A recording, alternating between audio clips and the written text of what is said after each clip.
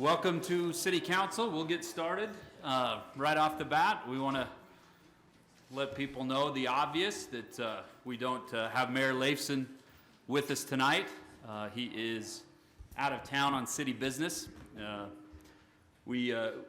know the whole City Council appreciates all that the mayor does for us. Spends a lot of time away from his family on different things and different city business. And tonight he is, for a few more days at least, he is with UMPA, with our Power Association in Washington, D.C., meeting with our congressman there. So we excuse the good mayor and wish him a safe trip back here when he gets back here.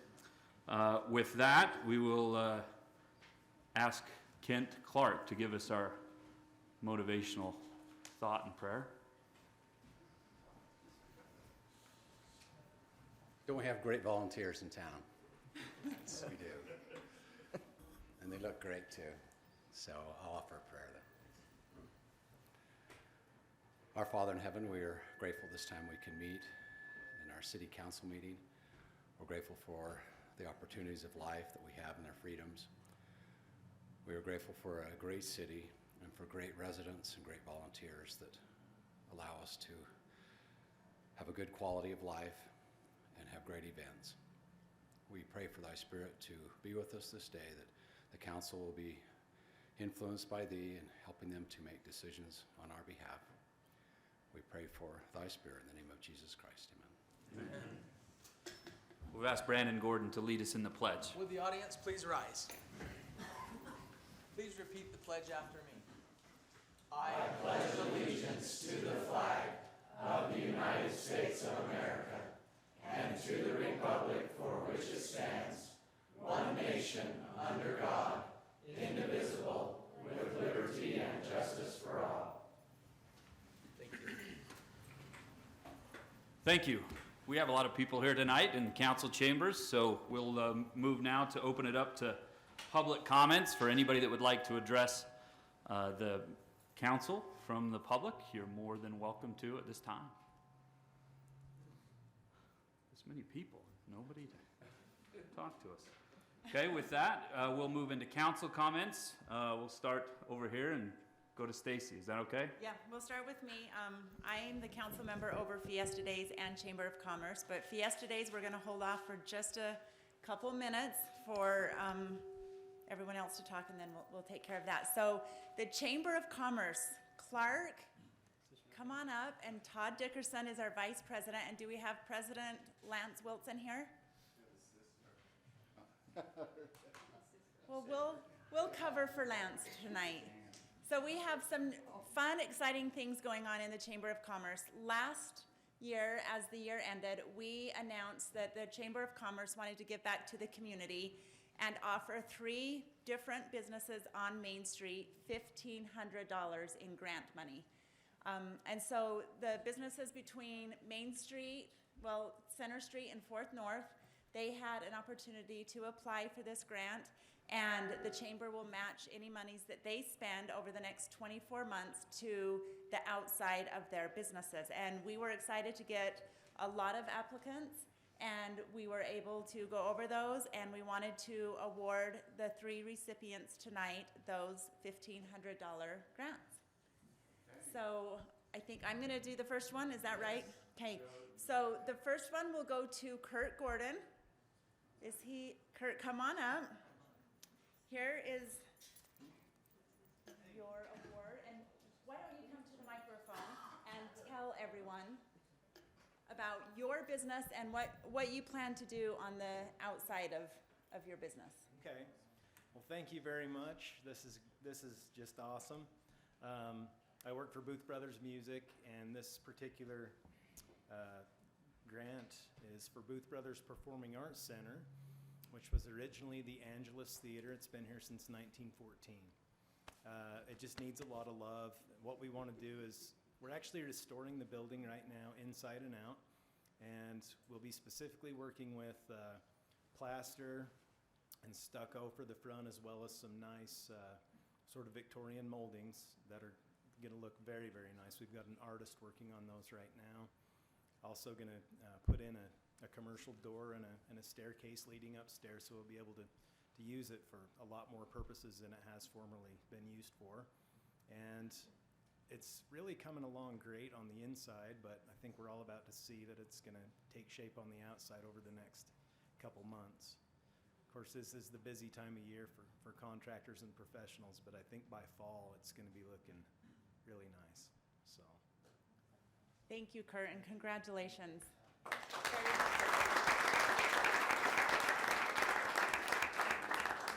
Okay, Todd. Oh, I was just going to say Todd Dickerson of Dickerson Auto is our president-elect, and we'll let Todd present the second award.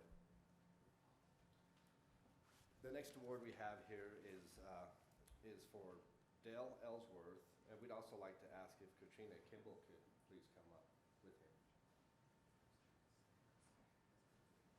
A little bit about Dale and Katrina's relationship. Katrina actually runs Siegel Lily Soap. She's very active in the Chamber of Commerce and in the community here. She actually rents the building, correct, from Dale. So she feels very confident and is as excited about this as she is. Would the two of you like to hear congratulations? Thank you.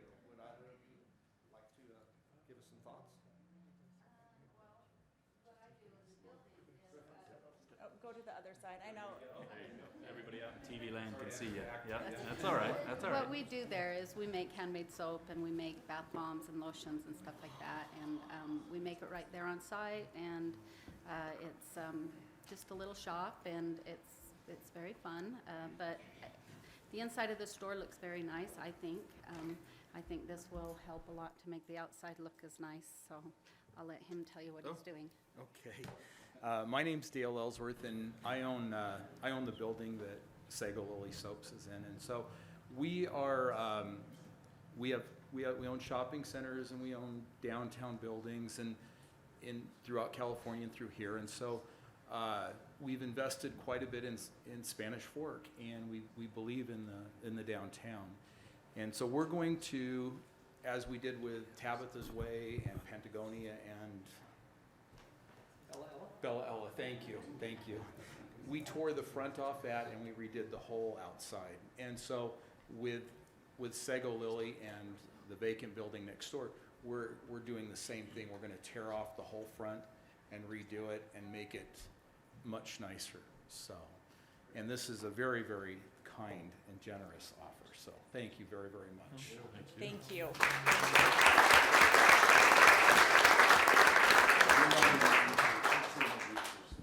Our president, Lance Wilson, showed up, so we're going to let him have the mic. Sorry, folks. Some people do have to work, so I close the office and, a couple of those things. But I'm excited to be here. I'm sorry I'm a little late, but I'm grateful to be able to present our third recipient, and that is Donnie Morris from Confetti Antiques and Books. So, Donnie, you want to come up? We were impressed with your application, and we're excited that you're going to be one of our 3 recipients on Main Street. So you want to take a couple of moments and just tell us a little bit about what your plans are? Sure. Here you go. He said I have to talk since I did all the paperwork and everything. So we've had Confetti Antiques and Books, 22 years, I think, in Spanish Fork, and we've been in this building on Main Street for about 13 years. We're excited for this. Our building's very old and needs a lot of work, which we've started doing some things to make the facade look better, but this is an awesome opportunity to complete that. We have an awning in the front that the signage, we're planning on replacing a lot of the boards and doing new signage on that and repainting. And then our lighting needs repair, and so right now we have lighting, but it doesn't work. So that's what we plan on spending the money on to fix it.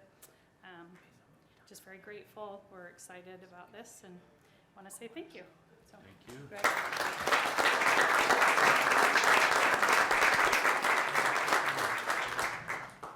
Thank you. I just want to publicly thank the Chamber of Commerce for this. I think later today, if I'm correct, Dave Anderson's going to talk to us a little bit about the group that came last year. Is that right, Dave?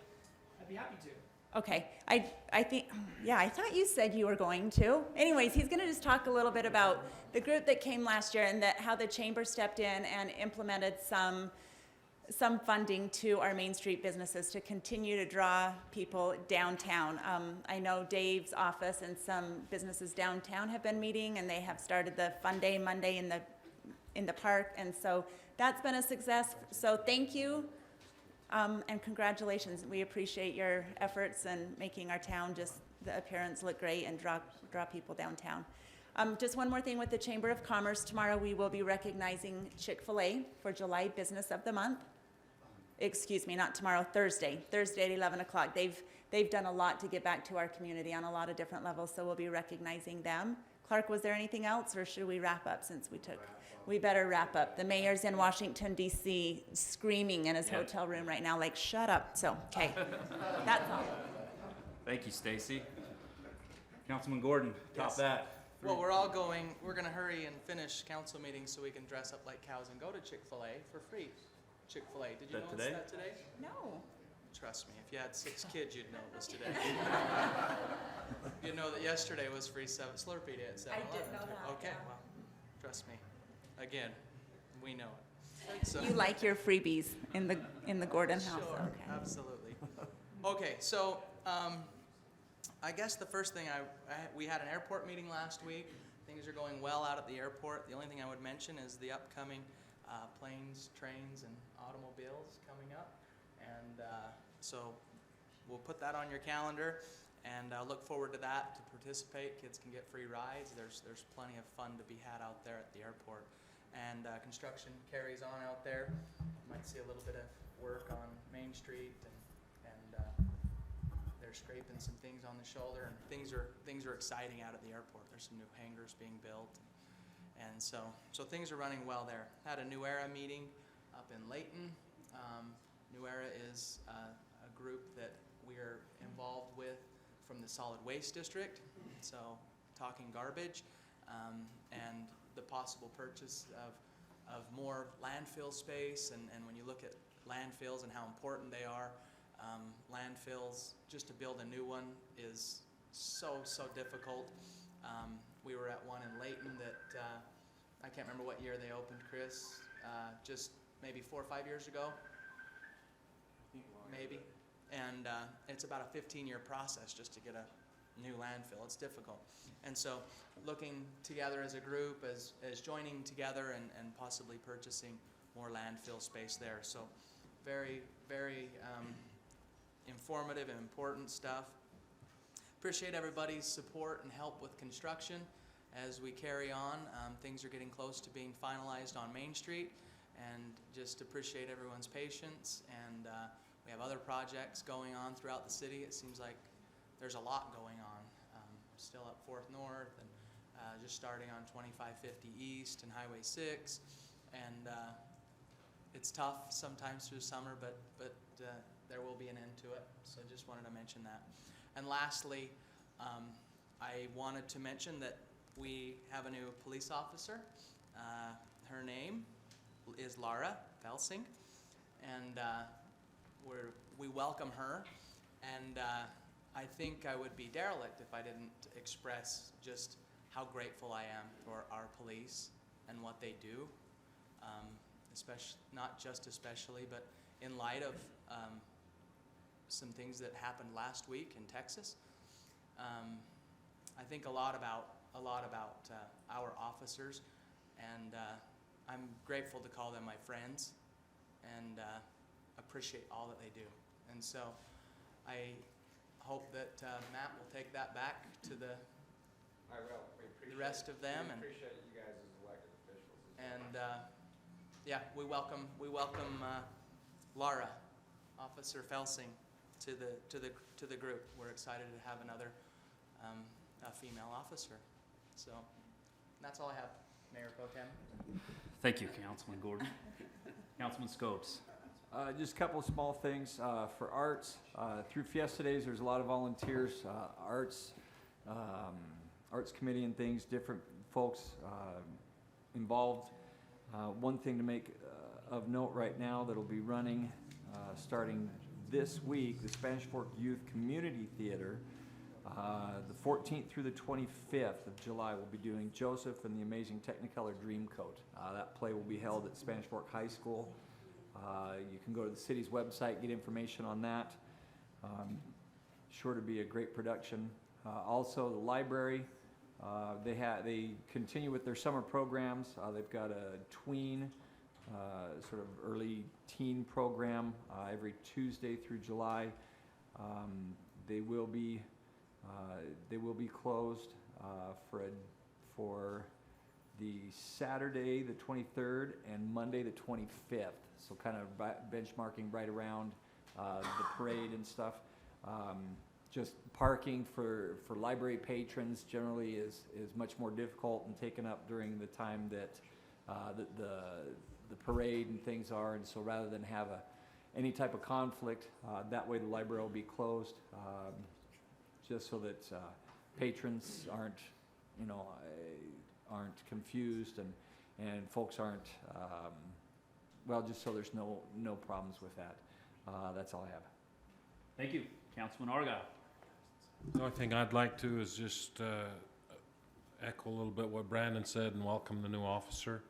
Also mention that we also, as a city and as our public police force, sent 3 officers to Dallas to represent the city and our officers. Brandon Anderson, Zach Robinson, Brian DeWitt. I think that was important. I think they were excited to go down there to represent what happened, just to represent our city and our officers. Proud of our officers in this city. Grateful that we don't have to deal with something like that. And I know that the officers have had a tough week this week.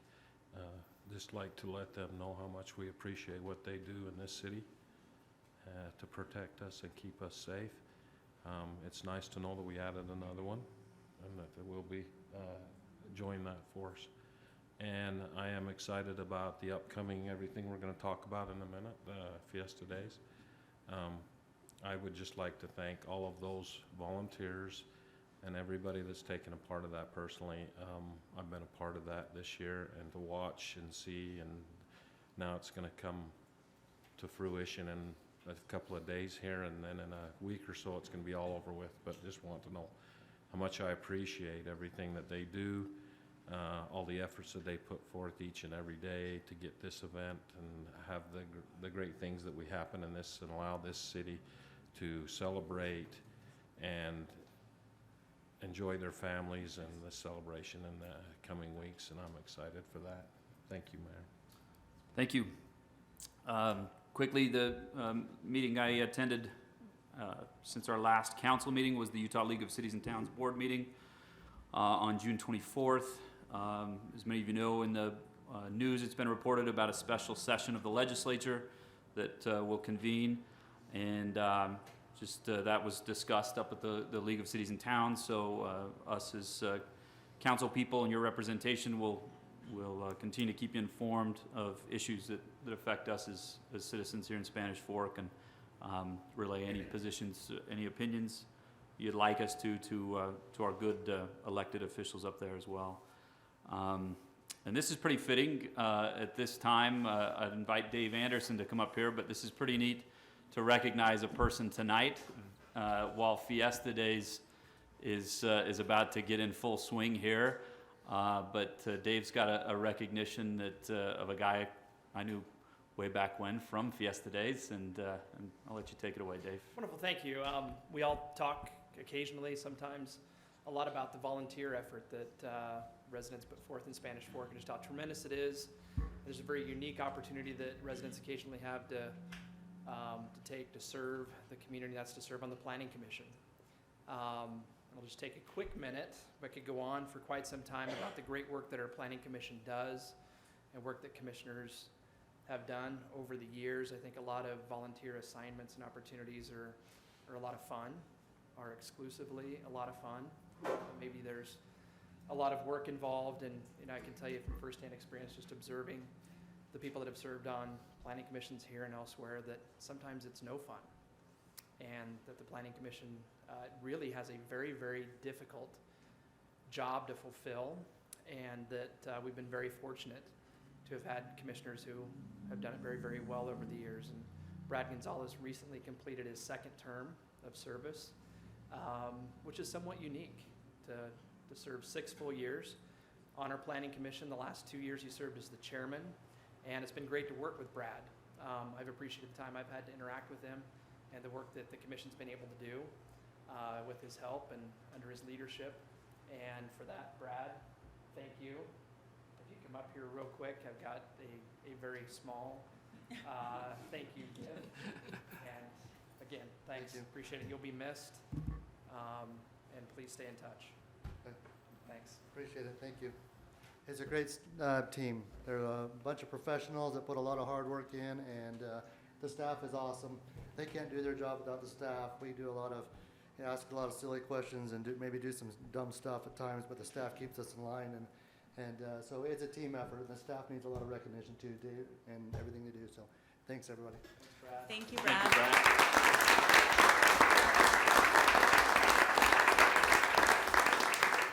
Got to know Brad about 6 years ago, starting in the Fiesta Days committee that is here tonight, and Brad was a great volunteer for Fiesta Days, and just very good at solving the problems that come up and thinking outside the box, and that only carried over to your time served on the commission. So I know you're approaching a decade of service here, volunteer service to your community, and you've done much more than that too, I know. But in that public light, Brad, you know the mayor's away, so maybe it's the time to say this is Brad Gonzalez Day. I don't know. Maybe he'd have to, rescind it when he gets back if he'd like. But really, thanks, Brad, for all you do. That's a whole lot of service to your community. Chick-fil-A for Brad Gonzalez. There you go. That's what it is.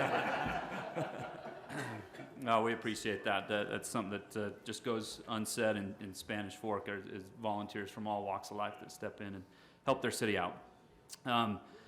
Really quick to touch on what Brandon and Chad said. I appreciate what they mentioned about our police force leaving this morning to show our support for the Dallas Police Department with the tragedy that they've went through. I'll never forget.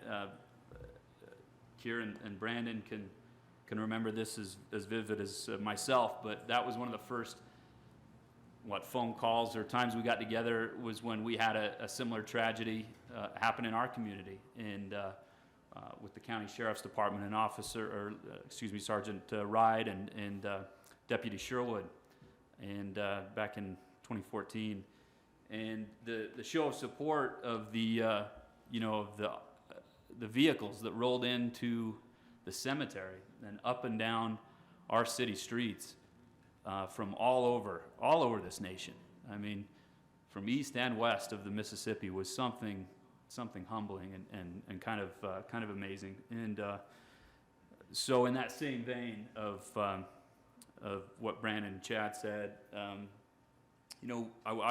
we should be proud as citizens that when the time comes and something like that happens, we send our officers wherever it may be to show support and solidarity, and that speaks to guys like Matt Johnson and Chief Adams and the leadership they have in our police department, and it speaks towards what we're about to do for the next few minutes here of celebrating Fiesta Days and talking about all the fun we're going to have, and I'd just maybe petition us to remember at that time who allows us to have fun, right? The brave men and women that serve in our military, Councilman Scobe's one of them, to protect those freedoms for us to enjoy, and then also the peace officers that are around here to make it possible that we enjoy that stuff without any harm. So thank you, Matt, and carry that back to your department, that we support you and support them. With that, we'll move on to Spanish Fork 101, and we'll talk about the 2016 Spanish Fork Fiesta Days. Kick the dust up. Okay, cowboys, it's time to get our hats on and kick the dust up with a big yee-haw!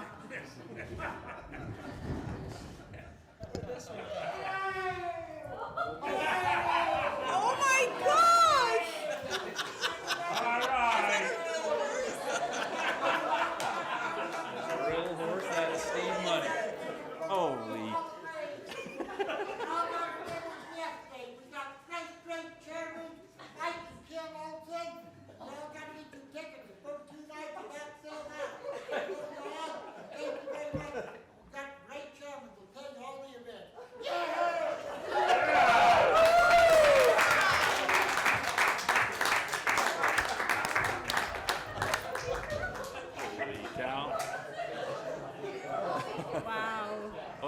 that, Mike and Well, Is there a pooper scooper in the house? Poor janitor. we are so excited to have our chairman, Mike and Kim Olson, here tonight, and they are going to introduce every one of our volunteers and everyone involved and kind of go through the activities that we'll be engaged with over the 10 to 12 day period. So take it over, Mike and Kim. Are we supposed to face the council or face the audience? Which do you prefer? Right there. So that Camera's on you. So that camera's Yeah. on you, good. Yep. I'm Mike Olson, and this is my wife, Kim. We are the chairman this year for Fiesta Days, and we're super excited to be here to kind of lead this effort. I'd like to introduce Chairman Emeritus, John and Lana Mendenhall. They were chairman last year, and they have been invaluable in helping us this year as well. And then our newbies who stepped in at the last minute to help us out are Robert and Gail Davies. We're super happy to have them here with us as well. So with that, I'm going to turn some time over to Kim. She's going to introduce our grand marshals. We'll just give you a brief synopsis of some of the newer events, some events that have been added to and augmented this year, and we'll just kind of go from there. Go ahead. We are very excited this year to introduce Rex and Janice Woodhouse as our Grand Marshals. Would you come up, please? Give them a hand.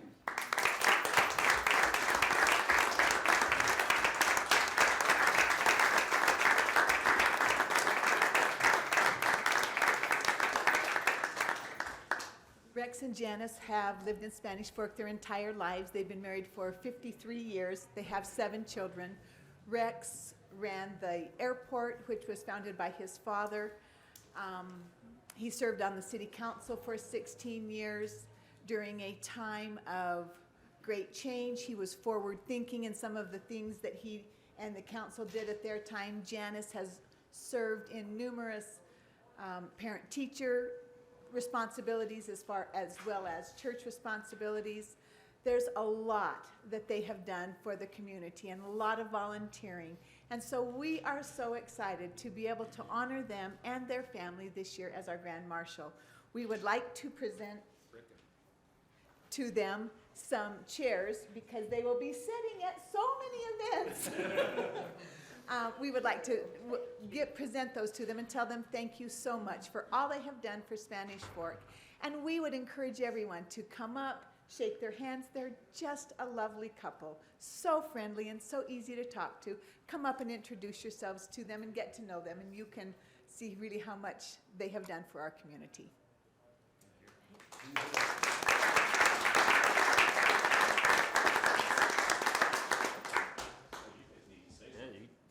We need a speech. We need a speech. Yeah. Nobody told us we had to talk. So that's fine. We are so grateful for this honor. It's really been special, and our family is really happy, I think. And of course, I'm sure the reason that we were chosen is because of Rex. He really did do a lot when he was on the city council, and a lot of changes were made. And I mostly stayed home, took care of the kids. But I love Spanish Fork, of course. Some of my siblings are very active in Spanish Fork, and my dad was always with the Diamond Fork Riding Club and led the parade with the flag for over 50 years, I think. So I'm just really grateful to be here, and I want to thank everyone on the committee, and I hope that we can represent Spanish Fork really well. We're going to try. Thank you.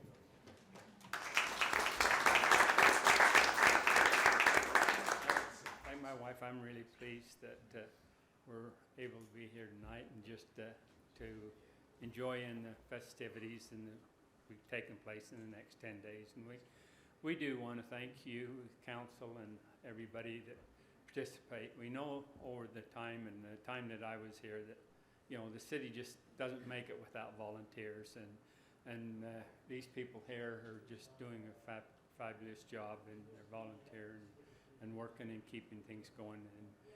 And it just seems like it's one generation after another. You know, I started coaching Little League football, and then now my son-in-laws and my grandsons are starting to get into it. So it just seems like one one generation replaces another one in volunteerism, and I think that's what makes the city strong, and I thank you for it. Thank you.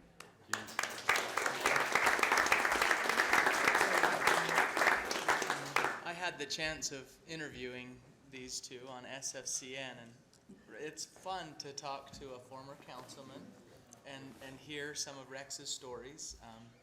Rex was there when the first conversation about Spanish Fork Community Network happened, and it's great stories about going up in his plane to drop one of the clowns off that parachuted into the rodeo, you know. So if you can, you'll see that video either on Channel 17 or on YouTube, and get to know them a little better, because they're a great couple. We want you to relax too during. Brandon's a very engaging host. I mean, he's great in front of the mic, just asking all types of questions. It's fun to be interviewed by Brandon. We want to highlight just a few of the new events or the changed events that we're going to have this year. One of the first thing, well, it's actually the very last thing that will be is on July 30th will be a Fiesta Days 50. That is a bike ride that will be a 50-mile out and back around the back side of West Mountain. There's also a family-friendly ride that will be 10 miles out to Benjamin and back. So we are co-sponsoring that with Blue Haven, which is a nonprofit organization that helps to give support and funding to widowers or widows of fallen police officers. So a portion of the proceeds from this ride will go to our own Spanish Fork Police Department. So we're very excited. We would encourage everyone to go online and sign up. It's $35 a rider, and did I say that? $15 for a family. So our next new event that we want to talk about is something called the Pyro Musical. You may know it as Wake the Dead. This is a group of 3 guys who kind of put together a fireworks show for the past 3 years here in Spanish Fork. Last year they approached us and said, hey, we'd kind of like to be part of Fiesta Days. We said, great. So we've sucked them in under the Fiesta Days umbrella, and this celebration will take place on the 16th, which is this coming Saturday. Concert starts at 7. I'll have a live band there. Fireworks start about 9. This promises to be a wild show. It should be great. It'll be taking place at, I forget every time. Not North Park. The junior high. Sorry. Up right by the cemetery, hence the name Wake the Dead. So come on up and enjoy that with your families. It'll be a lot of fun. And new this year, as one of our entertainments, is a group called This Is Your Band. If you've ever had a desire to get up on stage and be backed by a live band, this is your opportunity. These guys have 1,000 songs that they can play that you can sing karaoke to. So go out to thisisyourband.com, look up their playlist, choose your favorite song. I'm guessing Brandon's going to want to do something by Pink, maybe. We'll see. Funhouse, maybe. And we'll see how that goes. Yeah. But that is, when is that? Thursday night, the 21st. So go out and take a look there. We think you'll enjoy that. We're going to let the Mendenhalls talk for a little bit now about theirs. One of our new events this year is actually going on right now. It's called the Heritage Bike Ride. And we had the idea of we'd just like people to bike with their ancestors. Get out, and we've picked 10 different sites. And we want to thank actually Clark Karras and the Chamber for sponsoring. They're the sponsor of this event, which goes along with the Brag Tag. If you're familiar with the Brag Tag program, this is an extension of that, and I'll let John tell you If you about go that. online, there are 10 different places that you can bike to that go from anywhere along the river trail up to the cemeteries, the Icelandic Monument, down here on the park, on Main Street, down where the old Fort Palmyra was, in Palmyra, and all the way out to Leland Mill in Leland. And you just go out to, there are 10 sites. If you go to 6 of them and take a selfie at those sites, you can come in and get your brag tag from the Chamber of Commerce. And we think it'll be a lot of We have another event that we're just starting, well, that is different this year, and that is that we will have food trucks that will be attending the car show this coming Saturday. Last year we had more than 100 trucks at the car show, or 100 cars and trucks at the car show, and more than 4,000 people attended it. This year we're bringing in food trucks that'll be in the parking lot, and some of those vendors will be inside, and it ought to be a great time. It starts at 9 in the morning, goes until 2 in the afternoon. There'll be a live band that's down there from 10 to 1. So we'd invite everybody there. And one more thing. Do you remember what it is? You know, I gotta tell you. That's why I was asking. Lynn is so nervous because we came in and she says, this is the first time that our son will be able to tell us what to do because he's the mayor. Then she thought about it and said, he can't tell me anything, I can still whoop him. In this world, I can take it out. The other thing is Spanish Fork's Got Talent this year. We have had it for a number of years, and it's a great event where members of our community have come, and it has been a voice contest up until this point where vocals have been sung by all of the entrants. This year we have expanded that to other things such as dance, and there are a lot of other things. We don't know yet. Whatever they've done, the 10 finalists have been chosen, and they will perform live down at the park and on Friday, and the winner will be chosen there. So would like everybody to be there. And I'd just like to mention that all of the events are in the center of the magazine that went out to everybody. This is also online, and we just brought that up, that all of these events are in the book and online, and there's something, you can see that there is something, and a lot of times there's a lot of things going on every day. Take a look, come to as many as you can. Thanks, John. Thank you. Yeah, thank you.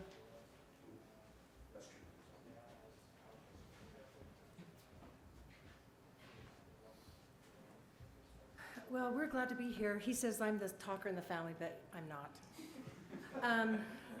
We're going to talk about two things. The first one is a new event. It's called Spike Ball, and it's on the 20th. And I wanted to get right on the page and read this because this sounded really fun. This is, if you don't know what Spike Ball is, it says it is kinda, sorta like volleyball and Foursquare, but on steroids. So I'm thinking this is gonna be pretty fun to watch. So everybody, you can go again online and get a group together to participate in that, and I think it will be a fun activity for those who participate and for those who watch. And then the other thing that we wanted to mention is that the booster breakfast on the 25th at 7 a.m. in the city park is back. I know there was a year, maybe two, that they weren't there, but they are back. The girls volleyball team will be hosting that. So everybody who wants to go down and support the high school and the volleyball team, you can get a good breakfast for a pretty inexpensive price. So just, again, look on your calendar and see what those events are and participate in all of them. Just quickly, thanks to the council and mayor for the support you give us. We see that support through the city employees we work with on a regular basis, Karen and Elaine and Steve, as we bring you budgets and put new ideas and such. Thank you for your support, because without support like that, an event like this doesn't happen. And of course, hundreds of volunteers. I mean, the youth council will be over 60 or 70 volunteers, plus all the adults that are jumping in as committee chairs and subcommittee chairs. So thank you for your support. We invite you to come out and have a great time. Thank you. Thank you. Before you guys sit down, I have something for you, as well as our departments that have been helping. So this is for Rex and Janice, if they want to come up. And so what I did is I had all of your pictures framed that are in the magazines. John and Lena. Scary. Robert and Gail. A woman's touch. Elaine. Karen, do you want to come get you and Elaine's? Oh, Elaine's back there.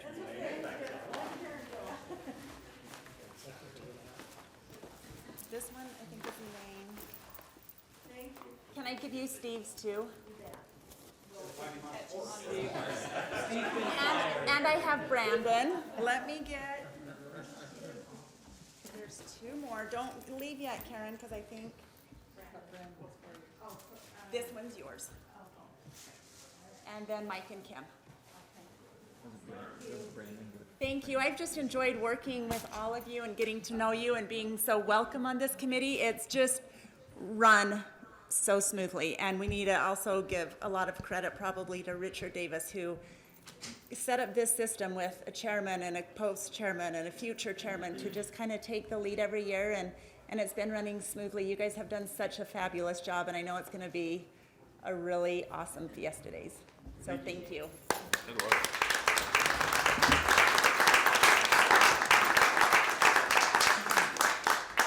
The secret sauce of Spanish Fork, if you will, the volunteers that make it all work every single year. We have our royalty in attendance, our Miss Spanish Fork royalty, and it looks like our rodeo royalty in attendance. Do you guys want to take a minute and address the city council in the city? My name is Jordan Reed, and I'm Miss Spanish Fork for the year 2016 to 17. And I just want to first of all say I'm so proud to represent such an incredible and welcoming city. One of my favorite things that I've been able to do this year is just going around to the local communities and other city chambers and inviting them to our Fiesta Days activities. And I love that everybody gets so excited about it, even people outside of our own community. A little bit about myself. I've lived in Spanish Fork my entire life. I've been dancing since I was 2, and I currently teach at the Turning Point Dance Studio here in Spanish Fork. And my platform is Get Up, Get Involved. It's about getting students involved in extracurricular activities. So Fiesta Days is very important in my platform, and I'm just trying to get everybody involved. And what I've been doing for this upcoming school year is working on creating a survey that students can take to let them know what's going on in our communities. And I'm hoping to get that done for especially junior high age students. And I would like to welcome and introduce my attendants.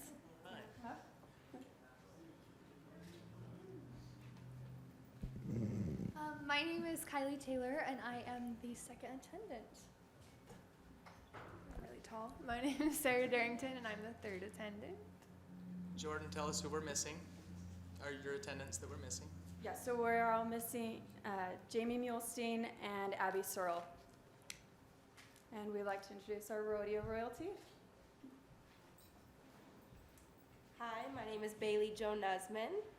I'm from Nephi, Utah, and I'm representing the 74th annual Fiesta Days Rodeo as their queen. So this year it's a little different. We've had 40 consecutive sellouts, and on top of that, we are being inducted into the Hall of Fame. We're the 24th rodeo to be inducted since 1979, so it's a really big deal, and I think we're gonna sell out this year.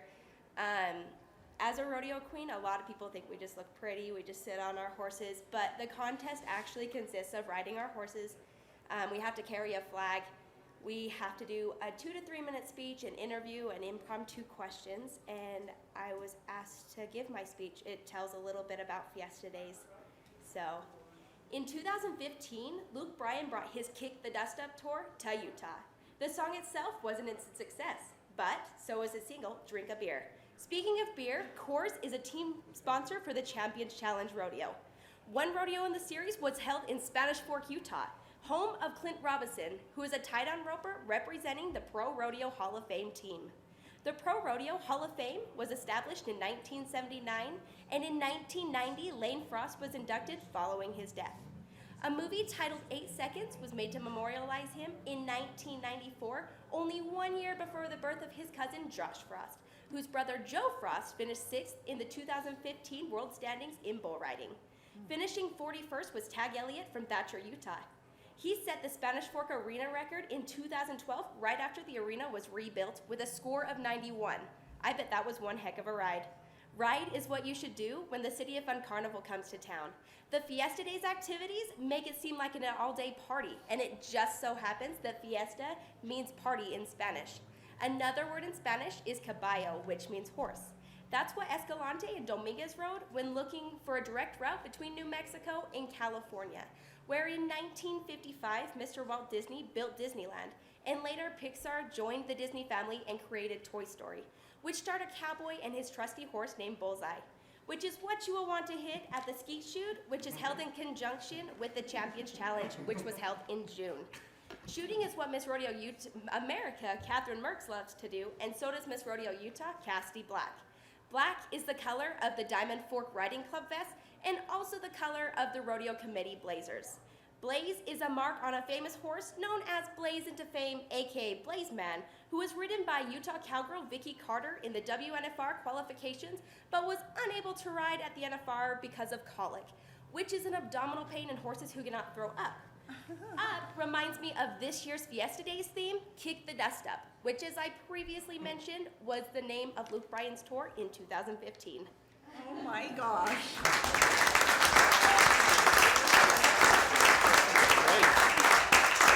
Hey, I want your hat, because I obviously need to step it up. Awesome hat. But did you make that up, or did someone? Yeah, so me and my mom, we wanted to get somebody to write our speech. And when I contacted somebody, they estimated about $400 for that 2 minutes. And so me and my mom put this one together, and it took us about 3 hours. So it was fun. Well, everyone on TV will see her facials, but you guys behind her, like her facials are just so animated and engaging. I was just like, oh. Great job. Good work. And you're attended? I am. It's hard to follow, but my name is Heidi Colborn. I am the second attendant for Fiesta Days Rodeo. I live in Spanish Fork, just a couple minutes away. It's my 3rd year in the rodeo royalty, so obviously I like it here, but it's going to be a really great year. Super great rodeo. Like Steve said, that the first 2 nights are almost sold out. So it's going to be amazing. I'm really excited. Thank Awesome. Very good. Very good. Well, thank you. Thank you for coming to City Council tonight. Welcome. Jordan, if you had one question, if you had to grade the MC of the Miss Spanish Fork contest, letter A through F, what might that be? A through F? Yeah. If you had to give the MC a grade, Oh, a letter grade. definitely A+. Oh. It was great. I enjoyed it. All right. I hope everyone in the audience did as well. These girls don't go anywhere without a picture, and I think your mom would like one. Yeah. If you just turn around. Brandon, I thought she'd say he's a G.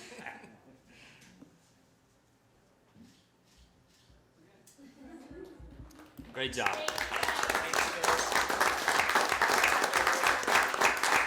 Very well represented by both of our royalties, and excited to see them around town during Fiesta Days. So thank you for coming. That'll move to our next 101 item. John, again, I'm saying top that. We keep having things that are hard to top, but John Bocut's going to talk about fiber to the home. I'll just point at you and go like this. Okay. That, my friends, is a hard act to follow. It's just not even fair. You know, they have the thing. Wear the Woody hat, would you? They have the rule about not following animals or babies, but I think animals and beautiful girls is every bit as bad. So that's rough. All right, we'll go fast because I know we're late. So I want to talk to you a little bit about what we're doing with the fiber to the home. We're making great progress. Remember, this first year was really just an opportunity for us to find out all the technology that we wanted to deploy and to do a couple of nodes in test. So that's what we've been doing for the last year. We really didn't have any money because we had to make our last bond payment this year, right? So that's done. So, last fiscal year. This year is where we really start building out in maximum speed. We really like to do about 2 nodes a month, and we'll do that for a few years. So it's a huge project for us. Right now, we're on track. We're on budget. We basically know how much we can spend per node to stay within budget, and we've done a lot of unique things.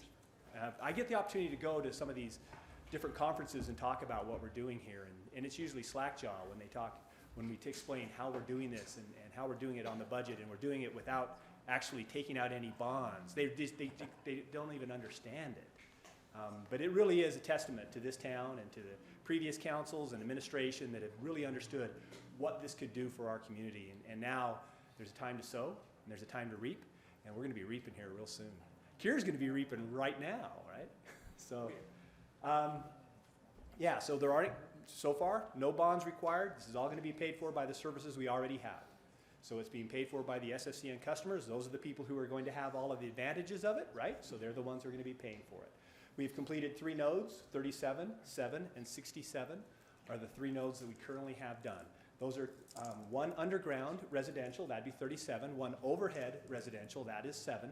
The technology is a little bit different for the 2, so that's why we did those 2 nodes. And then 67 is actually the business network, which I'm going to come back up later and talk to you about. So we won't talk too much about the business network here. We're currently ramping up to really start doing the customer installs. We have done, there's about 40 customers that are on the system currently. But it's, like I say, we really didn't even plan on really starting until July of this year. So we're really ahead of it. Just a couple of quick pictures here. So you can see this is this is the old node, if you will, power supply really, but the old node here, this is the new one. If somebody can hit those lights, you can kind of see it a little better for the people who know what an Ethernet switch is, but close. There we go. So these are the Huawei switches. So this is very similar to your technology you would deploy in an office space. This is an active Ethernet system, and really is the best solution you can do. There are other technologies that other people who won't be named are deploying across the country. It is not as good, period. This is the best you can put in. This is the best you can do. So this is the fiber optic cables that are coming in. There's a fiber optic cable that runs to every single home that is going to be in that node. And then these are the fibers that run back. And these are high-speed trunked fibers that go back to the head end. So that's the way that goes. You can get a better view of it. These are the fibers going to the individual homes. And these are the trunk cables coming back. This is the electrical power supply. It actually, the door has a cooler in it to keep it so it's cool during the summer months. We're still testing all of that technology. We have some other options we can use. Depending on whether or not they're in the sun or if they're in a little shade, it can make a difference. So this is great. This is really good. I like this. So we do have a map that Sean Beecher did for us that actually shows you some of the progress that we're making. So 37 is done, 7 is done. The yellow are the ones that we're currently building out in right now. There's a couple others that we're actually we're putting some pull cord in the conduit currently, but I didn't mark those yellow because we really haven't started the construction. These, we've got the pedestals planted, we have the fiber ordered, and we're really going to start. If you can scroll up just a little bit, you can see 67 right up here. So that's the business network. That's the first business network node that we've done. So I'll go back. This is cool. I like this. The question we get the most is, how do I find out when's it going to be at my house? When do I get to hook up? So this has not been debugged yet. Me and Jeremy finished the code on this a couple hours ago. But so it will allow you to go in, put in your address, and then you can see which node you're in, when the construction schedule. This is going to be fall of 17 for this particular node. And then it gives you a little bit of construction notes information about what you can do. Some of them are not till 2019, right? And so it's just harsh. We can't really do everybody at once. Even if we went and bonded, we still couldn't do everybody at once. It would be just too costly. You'd have to go out and you'd have to, we've got our own crews that are doing the installation. We're hiring crews. But if we went out and used contractors, it'd be about triple the price. And so for us to do this is really the only way we can do it and stay within budget, is to just do it ourselves, the way we did it originally, and just put it all in ourselves. So it's the right answer. So let's go back to this one. And then this is where you can go. If you come into our website and go to Internet, and then you can come into this page, and you can see check when your node will be ready, and you can follow the progress. This will get you to the map, and this one here will actually get you to the app where you can put in your address and find out when we're going to be at your house. When are we going to be at your house, Kier? We are already at my house. You are, I know. It's great. So Kier's already hooked up. He happened to live in node 7, so that was not on purpose. Are there any houses for sale in node 7? That's right. I think I would buy it, but all right. So we are going as fast as we can. We do need some help. And so what I want to do is just show you a little bit about, the ad that we're running currently. This is running on our ad SFCN insertions is on all of our bringing fiber channels. to the homes of Spanish Fork, and we need customer service technicians to help speed up that process. These positions work in the field with our customers in the installation and maintenance of our fiber network, providing internet, cable TV, and telephone services. These full-time temporary jobs offer good starting pay, along with bonuses and benefits. We are hiring now. Go to SpanishFork.org and click on the employment link to get started. Oh, negative cancel. Thank you, YouTube. So, and then this just shows you the actual website. This is what we're hiring right here is the customer service technician. This is the temporary positions that are going to go out and do all the installs. We have hired some, but the more we can get, the faster we can go. So we're excited to get more people. We've been running those ads and actually had a pretty good response from the ads that we've been running and getting some interviews from that. So that's been great for us. Okay, that's all I was going to say about that. Do you have any questions about the fiber to the home other than when are we going to be at your house? Because you can go to the website and you can look at it. Any comments from customers that you've got working right now? Here? You know, I can say, unfortunately, my schedule's been such, I haven't been able to use it too much, but my word isn't so much as my teenagers. And all their over-the-top streaming, games, videos, everything.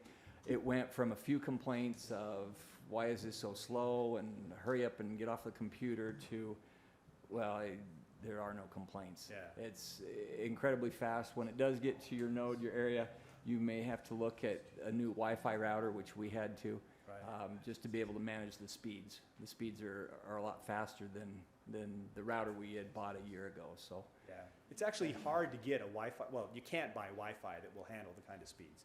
There isn't a gig Wi-Fi. It doesn't exist. And even your router for your wired connections, unless it's relatively new, it really can't deliver a gig speed. But we also have the lower speed. So we have the plus tier, which will be 100 meg up, 100 meg down. And you remember, Google doesn't do that. It's all or nothing. You got to pay them all their money and get their gig speed, or you can't. But we feel like in Spanish Fork, there is a need for that intermediate tier in between that's less money, substantially less money than Google, and still gives you 100 meg up, 100 meg down. So I think that's the right solution. And again, that's one of the things when I talk about, they go, well, how can you do that? Because the way you do it if you just have one speed is you charge more for that, and then you force everybody onto that higher speed, right? I mean, that's the model that Google uses, and most of the fiber to the home people use. That's their model. They force them all to that higher speed. It's going to be gig speed, or you're not going to have fiber. We're different, right? I mean, this is our community. We're going to do what our community needs, and 100 meg tier is a good solution for a lot of people. So it's performing beautifully. We have no major complaints, and anything we have, we've usually gone out, and it's been router issues where they're just the equipment's just too old, and we just have to. We plug into the switch and show them the speeds, and they go, "Whoa, wait a minute!" And it blows their hair back. And they're like, "Okay, never mind. I get it. Great. So. Thanks, John. Now I want to take any other questions. I want to take just a couple of minutes and talk, less than a couple of minutes, and talk quickly about what we're doing at SF17. I don't know if you saw anything with the new program that we're doing, Shooting Straight. So let's just watch a couple of these. This is from the water fight. Yes, last night before the movie. How about you? Score gun?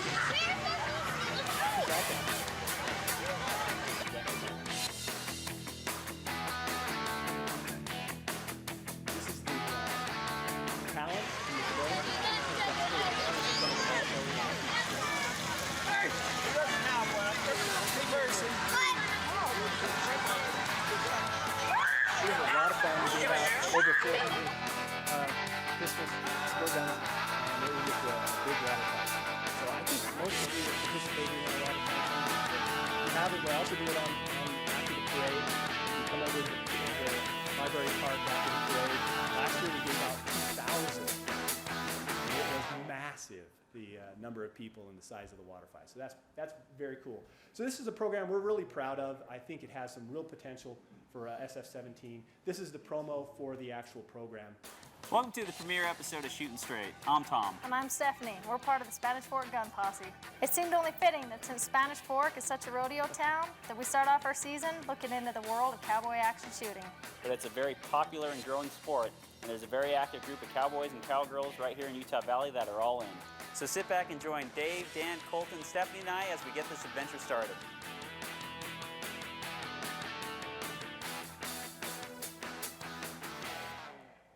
So I'd like to invite Pete up. I think he's got, I know you have cowboy hats, but there's other kind of hats.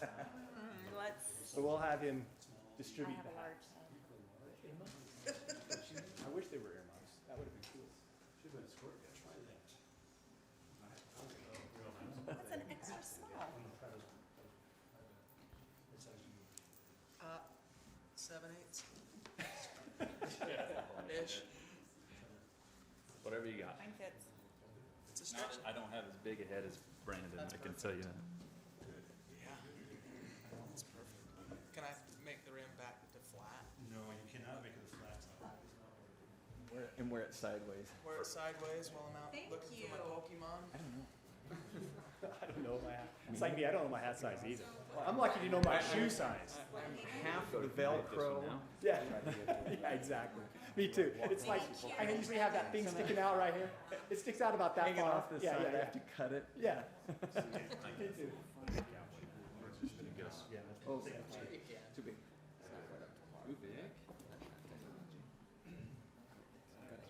Because contrary to popular belief, I do not have a big head. You don't? No, they think school teachers have big heads, you know. Too little. A little big. No worries. Okay. I'll be back. We'll talk about the business network, but that's all I have for the 101. Thank you, John. Appreciate it. Thank you. John's touched on that we're a different city. We go from the state's best rodeo and then the state's best fiber to the home and internet and cable TV service. So something for everyone in Spanish Fork. That'll bring us to consent items, number 7. If there's no questions on the consent items, I would entertain a motion. Does anybody have any questions about the consent items? Nope, I'll make a motion to approve the consent items. Second. Motion made by Councilwoman Beck, second by Councilman Scobes. All in favor, say aye. Aye. Aye. That moves us on to public hearing. Ordinance Z0516, changing the zoning designation and amending the official zoning map of Spanish Fork City for the Hanson zone change. Dave Anderson. Thank you, Councilman Mendenhall. You should have received via email and then a hard copy tonight of minutes from the Planning Commission's meeting last week that I think do a really good job of summarizing the discussion that we had in that meeting relative to this proposal. The subject property is located near the mouth of Spanish Fork Canyon, just east of Little Lakehorn, Jackrabbit over there, adjacent to US Highway 6. You can see it's the, I call that the western boundary of the property, just as the highway takes a turn. The site that we're talking about here currently is zoned commercial 2. The proposal would have it zoned industrial 1. And as I think this image does a good job of describing, there are a few different constraints on the property relative to how it's configured. Understanding that US 6 is a UDOT owned and operated facility, access to that property is tightly regulated and controlled and therefore limited. And based on, I think, those primary factors, and I have to mention as well, just relative to access and kind of configuration, you've got a railroad track, that sandwiches the property in between that and US 6. So certainly some things that limit the development potential of the property. And because of that, as we talked about making a change to Title 15 this past year to create what we called a self-storage overlay so that we could be a little bit more accommodating of storage unit developments, we talked about this property as a potential candidate for the use of that overlay in the development of a storage unit project. And that's really what's happened. It's kind of gone full circle. The applicants have proceeded after we adopted some new language in the code to make application for not only the zone change from C2 to I1, but also for the approval of the self-storage overlay and the approval of a site plan to then allow for the construction of that project. So this proposal went to the Planning Commission in their meeting just last week. They recommended that the zoning be approved. That is both the change to I-1 and the self-storage overlay. And earlier, the Development Review Committee reviewed the proposal as well, recommended that not only the zoning be changed, but also that the site plan be approved, simply with the condition that that approval be contingent upon ultimately the city council granting the necessary zoning approval. So the project comes to you tonight with recommendation for approval, both from the Development Review Committee and the Planning Commission. We believe that as proposed, the project really will enhance that property and certainly upgrade the attractiveness of that part of the community, which, you know, it's something of a gateway into Spanish Fork. I'll mention as well that a fairly critical part of that self-storage overlay that I mentioned has to do with making sure that properties meet certain criteria before they're considered for approval. And things that I mentioned at the onset, just simply the lack of access to the property and its configuration make it such that we as staff, I think the Planning Commission as well, really don't see a lot of potential maybe for a use there that might generate some sales tax, some kind of a retail use, or a use that might even provide for some employment or that type of a thing. And it really is properties that have some of those kind of characteristics that we felt would be appropriate for storage units. So we think it's an excellent site. I think the issues pertaining to access and different UDOT approvals and things like that that are required have been vetted out very thoroughly. And again, we recommend that the proposal be approved. Precast wall all the way across front of Highway 6. The vast majority of the frontage, yes. And perhaps, Tyler, if you can go to the next page. And maybe even beyond. That's maybe a fair image to use right there. So there'll be a precast wall here adjacent to the actual storage units themselves up to a point someplace in here. And at that point, that precast wall will transition to what is intended to appear like a wrought iron type of fence for the duration of the property line there, which frankly I think is appropriate given the fact that this is simply going to be landscaped up there. That's just big landscaping and a retention. Right, so really the only need for fencing there, in my view, is for security. So similar look, like say maybe at Sunset, similar to that kind of thing? Somerset? Oh, Somerset? Yeah, the subdivision. yeah, Is I that kind of think, what they're talking about? There's an image of the proposed wall in the staff report, and I think it Oh, compares is there? with that Okay, I didn't see that one. very well. Okay, yep. Okay, yes, good. So that is the idea. Then with that other type of fencing that's on the same page there up on the top, that would be used on the remainder of the frontage. Then this, okay. Thank you, Dave. Thank you. This is a public hearing, so I would entertain a motion to go into public hearing. So moved. Second. Motion to go into public hearing by Councilman Gordon, seconded by Councilman Scobes. All in favor, say aye. Aye. Aye. Anyone here from the audience that would like to address the council? My name's Sheila Hanson, and my husband and I own this property, and this is a project that we've been working on for a couple of years now. We've worked out all the bugs with UDOT, and they've approved this type of a facility being placed here. They've actually granted us, and we have paid for and put in the access that they've allowed to happen. And we've worked with the city staff and gone through making sure that we're going to provide to the city a beautiful facility. It really is going to be beautiful. I believe we have 77 trees and 777 bushes and shrubs that'll be landscaped all along the front of there. There's several other problems with the property that makes it that it's difficult to turn it into a retail space. There's a lot of easements with different companies. The U.S. government just recently gave a 30-foot easement to which company? SESD, the electric company, that for their power lines that go along there. So it's like 30 feet back. We can't do anything. So that's a beautiful place to landscape and put up the fence at the front of our property. We have, easements with different utilities that are going through the property. that we can't do certain things on. And so really and truthfully, this is going to be a beautiful facility, and it's the best use for this property. We are completely compliant with working with what the city has laid out as what, following the code that we need to do. It is going to be block and beautiful. We picked out some beautiful colors, and so it won't be your run-of-the-line storage unit that you see that is just tin, or just the metal. So it's going to look a lot better, and the lighting's going to be beautiful. It's what they use to bring into communities where there's residential homes nearby and you need to place storage units in the area.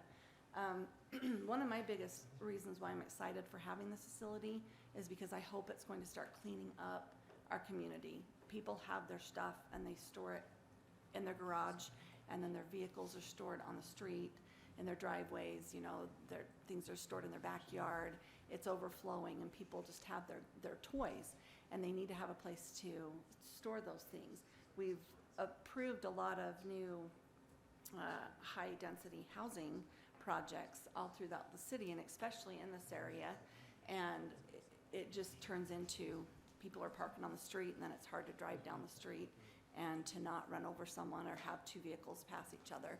So I'm hoping that by bringing a storage facility to Spanish Fork City, which we've kind of been landlocked and there's not been the ability to have a storage facility here, that people are having to go outside of the community to get their storage, even to Provo and stuff, where there's waiting lines and stuff to get into it. So I'm hoping that this will help to clean up the city, and it's gonna look beautiful. It's a lot better than what was there. We had a rundown cherry shack that was a danger to people if they were to go onto the property. So I'm super excited, and I hope for your support to be able to bring it, and know that we're excited to. I've been a lifelong citizen of Spanish Fork City. Was born and raised here. Graduated with Stacy from Spanish Fork High School. Class So- of 2002. Yes. I didn't bring up the class, so good thing you did. So is she old enough to be on the council? Just a technicality. And my husband and I own a couple of businesses and operate them here in Spanish Fork, and we just love Spanish Fork. We chose to raise our family here, and our children are choosing to settle here as well. So we're going to be here for a long time, and we're excited to add one more business to the community. Great. Thank you, Ms. Hanson. Sheila. Appreciate it. No small feat, I'm sure, to work with UDOT and, as far as access goes. So yeah, that's an interesting thing. Any questions? Any other citizens that are here for? Dave, I'm going to stand right here, I promise. And I'm not going to be long-winded. I just want to my name's Ken Hanson. That was my wife that just talked. I'm really grateful for even the opportunity to present this as an option for this property. If you were to look at this property 3 years ago, there's so many parcels in here.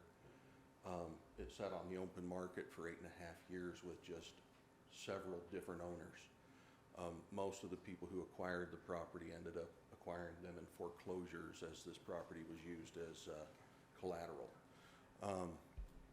The retail use on this was very, very small until my wife and I, with our family, we got involved and visited with the Hales that owned it previously, on the Cherry Shack. This is a huge opportunity. It's been 2 years in the making.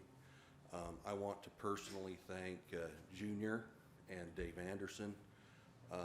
Dave Anderson was kind to us. He took us, my boy and I, into his office and sat and visited with us about even the potential of this a year and a half ago. And he said, man, it's a stretch because we don't have anything in place to put it there. And Chris actually told us the same thing. He said it's going to be a long haul. Not because of the facility, because the ordinances weren't in place to allow some special exception for properties like this. The staff has been wonderful.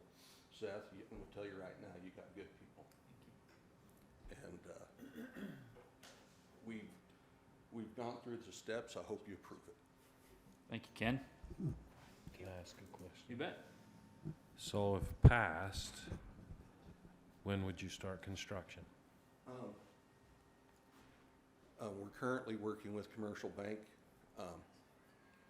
Mr. Mendenhall probably it knows that there's a little process that you have to go through to get all the funding. Our plan is to start as soon as we, number one, get the zoning adjusted. I understand there's a 20-day waiting period for that to go into effect. We typically jump right in, honestly, so we're ready whenever. Okay. they wanna move ahead. All we have to do, we've been pre-approved for the financing for this project. All we have to do is go sign. There is some engineering things that Ken Menlove and the DRC will need to work out, specific to utility stuff. But as soon as those items could be worked out, Lars Anderson with PEC would be involved in that. It'd probably be as soon as 60 days. So, do we have facilities there to meet what they're gonna do? Chris? Okay. So we won't have to do any extending across the road or anything? Well, there will have Some. to be some extension of facilities, but they're typical to a lot of development. Okay. Except Certainly in for the vicinity. It's there. Yeah. US 6 is a little bit of a challenge, but they've worked through those issues. Okay. Right. Any other questions for Ken or for staff?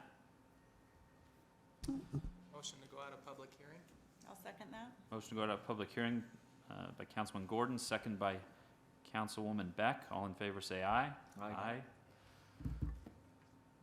I would entertain a motion for the zone change if there aren't any other questions. I move that we approve ordinance Z0516, changing the zoning designation, amending the official zoning map Spanish Fork City for the Hanson zone change. Second. Motion made by Councilman Scobes, seconded by Councilman Argyle to change the zone as per stated. This needs to be a roll call vote. Councilperson Beck. Aye. Councilman Gordon. Aye. Councilman Mendenhall, aye.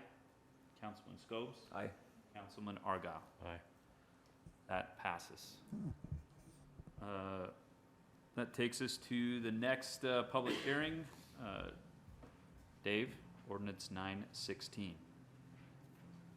Once again, thank you.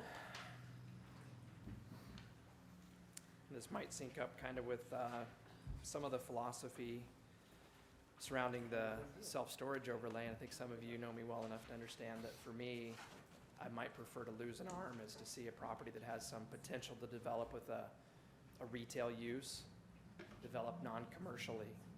And that's been the question with this property as I've talked with the applicant for a number of months, maybe even a year now. I can't remember when we first talked, but it's been a while, about the idea of taking this 4 acres here, which is right behind Shopko, to put it that way, just west of Shopko, on 9th North, extending just over to 3rd West here on this corner. It's kind of between 2nd and 3rd West, again on the north side of 9th North.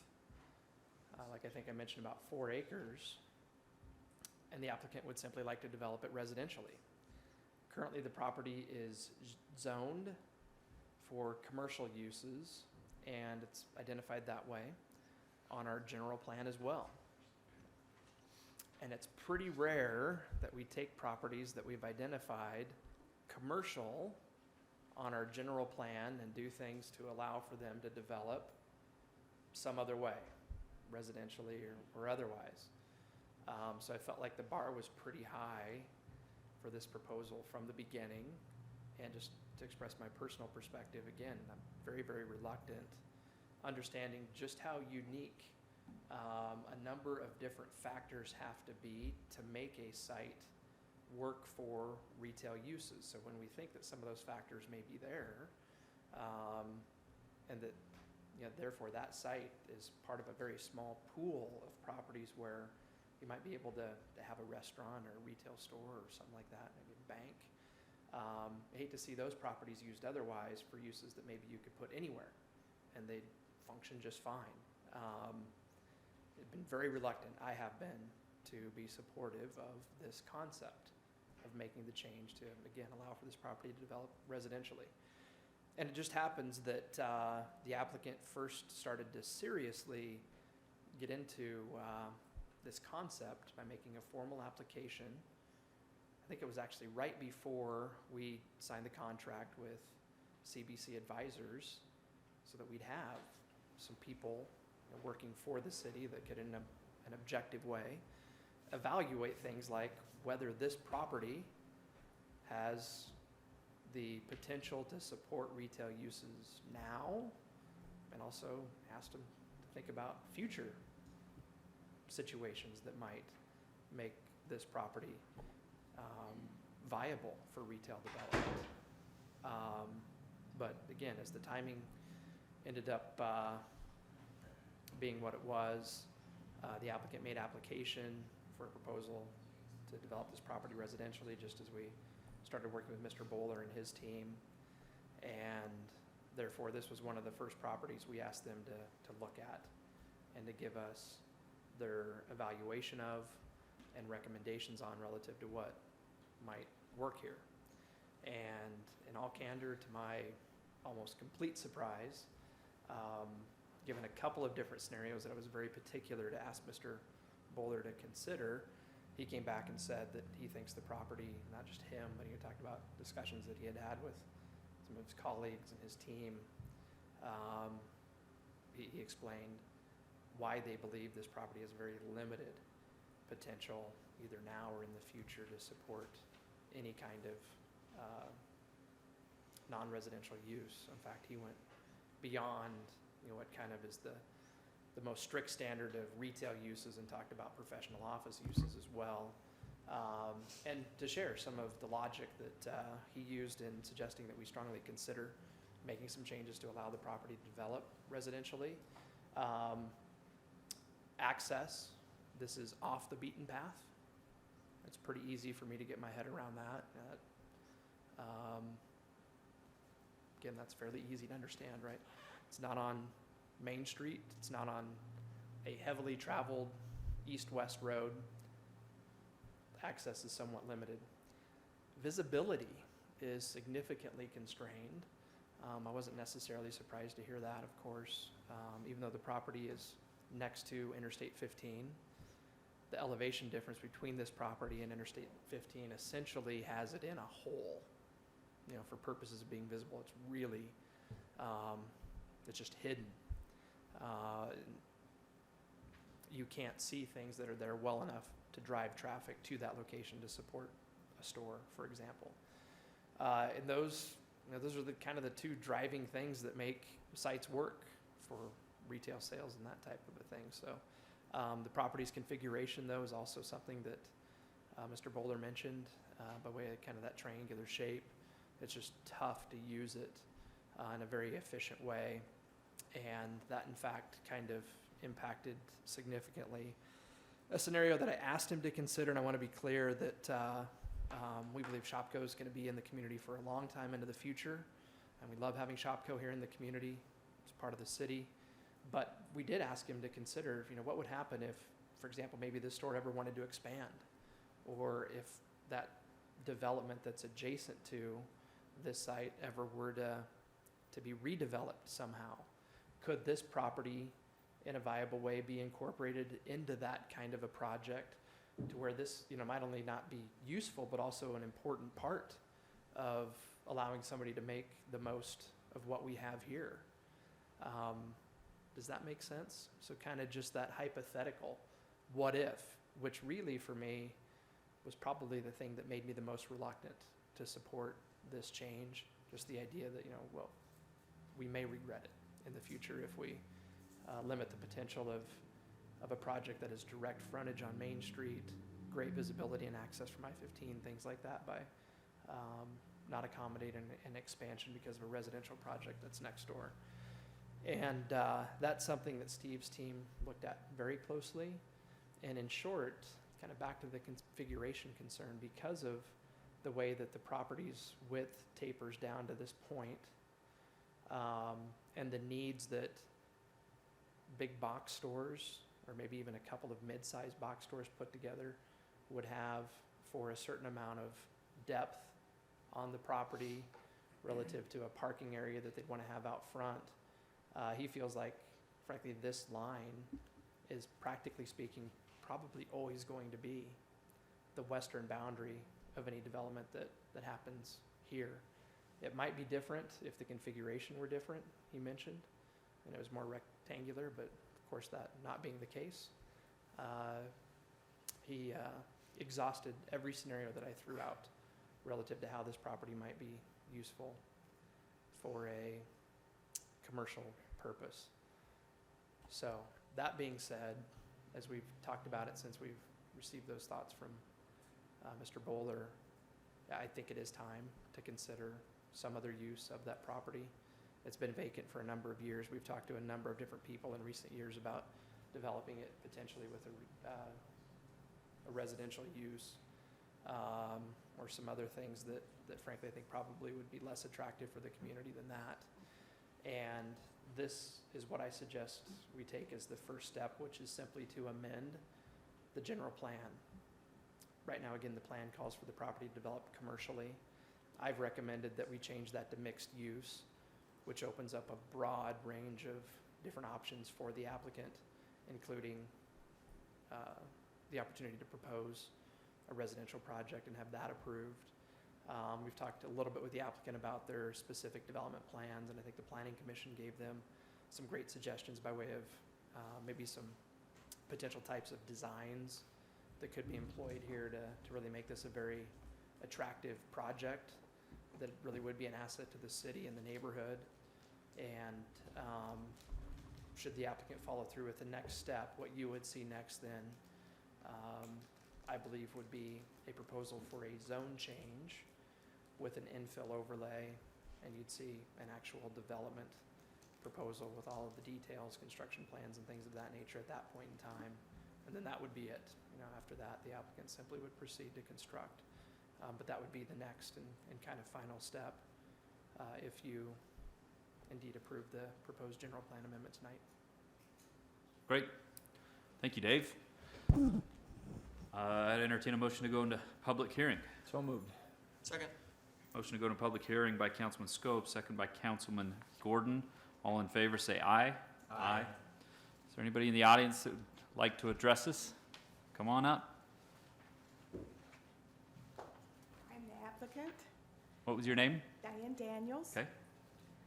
I don't live in Spanish Fork presently, but I would like to. But my husband was a school teacher here for 31 years, and so I do have some closeness to Spanish Fork, and through seeing your city council meeting, it looks like a wonderfully fun city. And my husband felt that way too. When we acquired this property, I had retired, my husband had retired. We got it through, I owned a small little bridal shop in Provo, Utah, close to BYU. We did a 1031 tax exchange to get the property. We were thinking of assisted living at the time. My husband since passed away. I studied, looked into assisted living. Spanish Fork is kind of topped out on assisted living. You have Hearthstone, and then Legacy, and then Sunrise, which is the remodel of the school, the elementary school. And now you have Abington Manor that's over in Mableton. And so the market is saturated there, and so I no longer feel like that would be a profitable endeavor for me to go into. So I'm looking for other options, because even though my husband and I were going to do this together, I still want to do something there. And I, like, Coldwell Banker, feel like residential is better suited for this particular property. And I agree with all the reasons why. The drive-by is very minimal, and they talked about that. There was a Kentucky Fried Chicken on this side. You're longtime residents of Spanish Fork, so you remember that Kentucky Fried Chicken. It was right on the side of Shopko. They didn't do well there, and so they moved to where their present location is. That's because people didn't want to drive that block. They didn't want to go on that street, but they do well where they're at now. And then see that little sliver of property that's on I-15? There used to be 4 full acres in this property, but the last owner, or the owner before that, I'm not sure which one, had that little sliver taken by UDOT. And that's when the freeway was improved, and they raised the elevation of that lane that goes over, so you can go to Price, over to Highway 6. And the visibility was cut off then. You had a little bit of visibility before then. You have very little now because of that wall that's on the freeway. So you got that, and then the shape of the property, just like Dave said. And Dave's been great to work with, and you know, he told me they were going to have someone look into this that was, you know, Coldwell Banker, and I was happy to wait the amount of time because I understand best use of property. You know, you're the city and you're the caretakers and you want best use of property, and I understand that. And I understand reluctance to not want to see commercial property go to residential. But on the other hand, the 1000 North right there, you are seeing residential property go to commercial. And I think it's wonderfully planned right there, where Costco's has come in, and then down the way you have Nebo Credit Union and the other places that are there. That it's wonderfully developed, and I feel like you'll develop more along that. And for office space, I think that when you get your new hospital, there will be people that will want to make doctor's offices. And so I think that's a better use, this commercial area right there, and your offices over by the hospital, those will be developed. That's the future of Spanish Fork. That's the future. This property right here has been vacant a long time.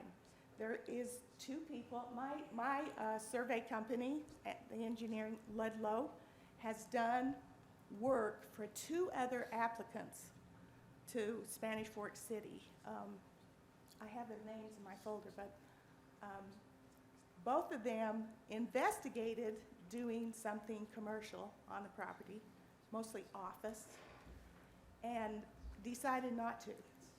And some of that could be, well, the economy could have affected them, but some of it could be they just couldn't take the risk of putting a lot of money here and not have it work like Kentucky Fried Chicken did. They put a lot of money into it, it didn't work, they had to move it. Business people don't like to take undue risks. And so I feel like residential would be a good way to develop that property. I want to do that. I am a senior citizen myself. I would like to live there. And so I would like to do a little senior development. Now the Planning Commission gave me some ideas, and of course I had my own ideas too, but they asked me to look at a development in Springville. I did go look at that development, and I liked it. I am willing to incorporate many of the things there and try to make something similar to that. I do like to be compliant to the rules, and I want a beautiful space too. I want a little bit upper end. So, and I'm very willing to work with the city to you know, give you something that you're proud of and that you want in this area too. Great. Okay. Any questions? Thank you, Ms. Daniels. If we do, we'll ask you. Okay. Thank you so much. Anyone else from the public? My name's Drew Branier. I've been working with Ms. Daniels. Which originally she's anticipating her husband taking care of all the work, and got a little bit nervous, but I think she's done a great job on her own. But I just wanted to add a couple details. Before I met Diane, I was looking at that office space there. There's an attorney that was retiring there just a few years ago, and I looked at going over there and purchasing that spot. And I just couldn't do it. The parking lot's almost always empty. The foot traffic there is really low. And I wasn't convinced he was doing well there either. And you know, I wasn't looking for a super high-end, fancy, expensive Kurt McConkie type office space, but it wasn't even viable for me to consider at the time. So when she came and talked to me, we talked to Dave and Kimberly about the possibility of putting some high-end office space there, which was kind of their low-end expectation for the commercial property, and they were really good to work with. I've not done much here in Spanish Fork in the manner of zone changes and that sort of stuff, but I have in other cities, and I have to say they're way easier to work with than other cities. They've been very helpful and friendly.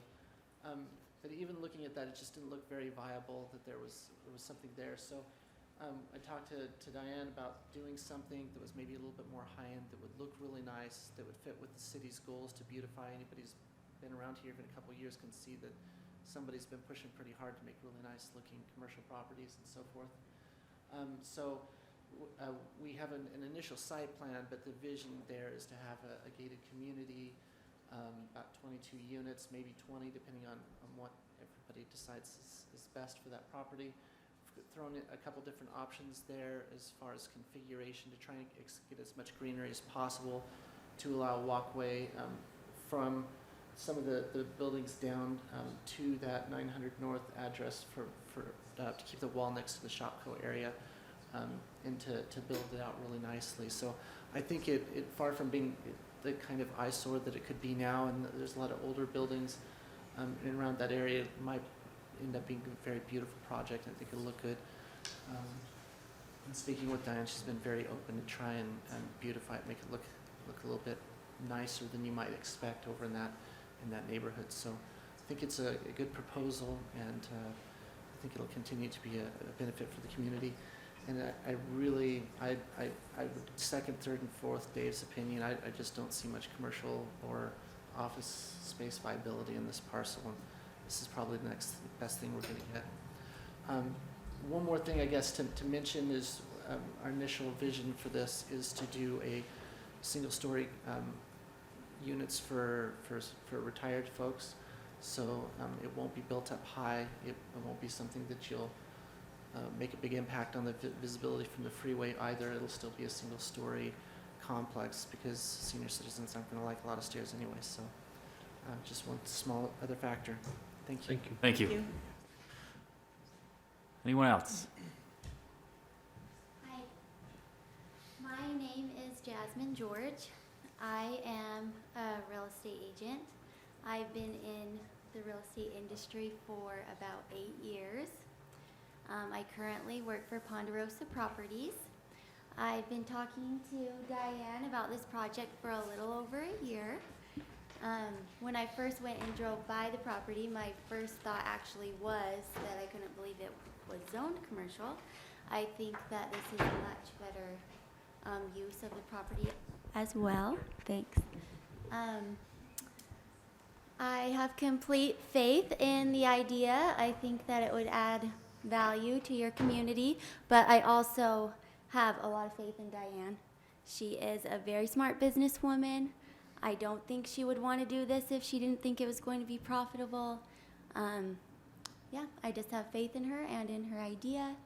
And I think that there's also a need for this type of property in this area. So there isn't much else out there there's a lot of assisted living, but there isn't independent living. So I think it's a great idea. Thank you.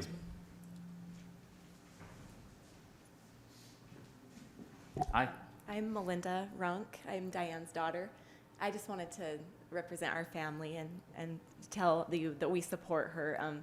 She's been talking about doing this for years with my dad, and when he passed away, she wanted to continue doing it on her own. And I just wanted to say that we all 6 or 7 of her children all feel that she's very capable, and she will do a good job at this. We all support her 100%, and also she was a businesswoman for many years and owned a Sweetheart Bridal, I think 20 years.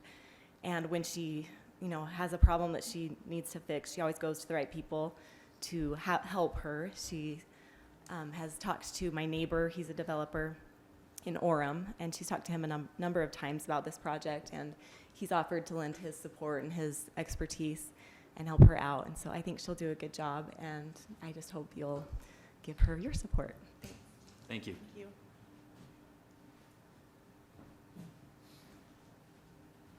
Good evening.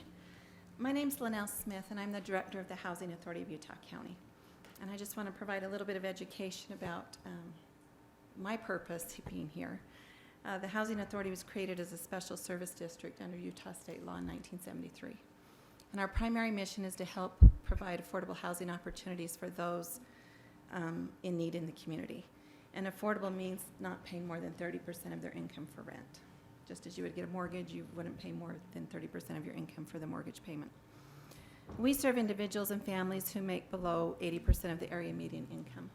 And we target those at 50%, which is roughly $34,000 for a family of 4, $24,000 for a family of 1. And we also provide rental subsidy to 1,000 clients each month throughout Utah County, averaging about $500,000 a month in subsidy payments.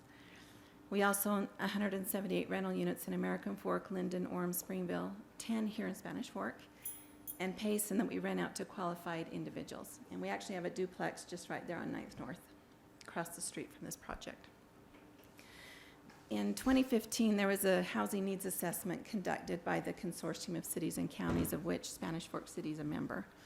And they had identified 10 factors identifying impediments to affordable housing. And those include NIMBYism, zoning, outdated housing plans, land prices, which are exorbitant at this time. And the study determines that affordable housing is the greatest need in Utah County right now. I think of all the problems that we have, affordable housing is the largest need right now. We're the fastest growing county in the nation, and production of units is not keeping up with the current or projected future demand. Right now, 1 in 4 households in the county have incomes below 50% AMI. 1 in 4, 25% of us.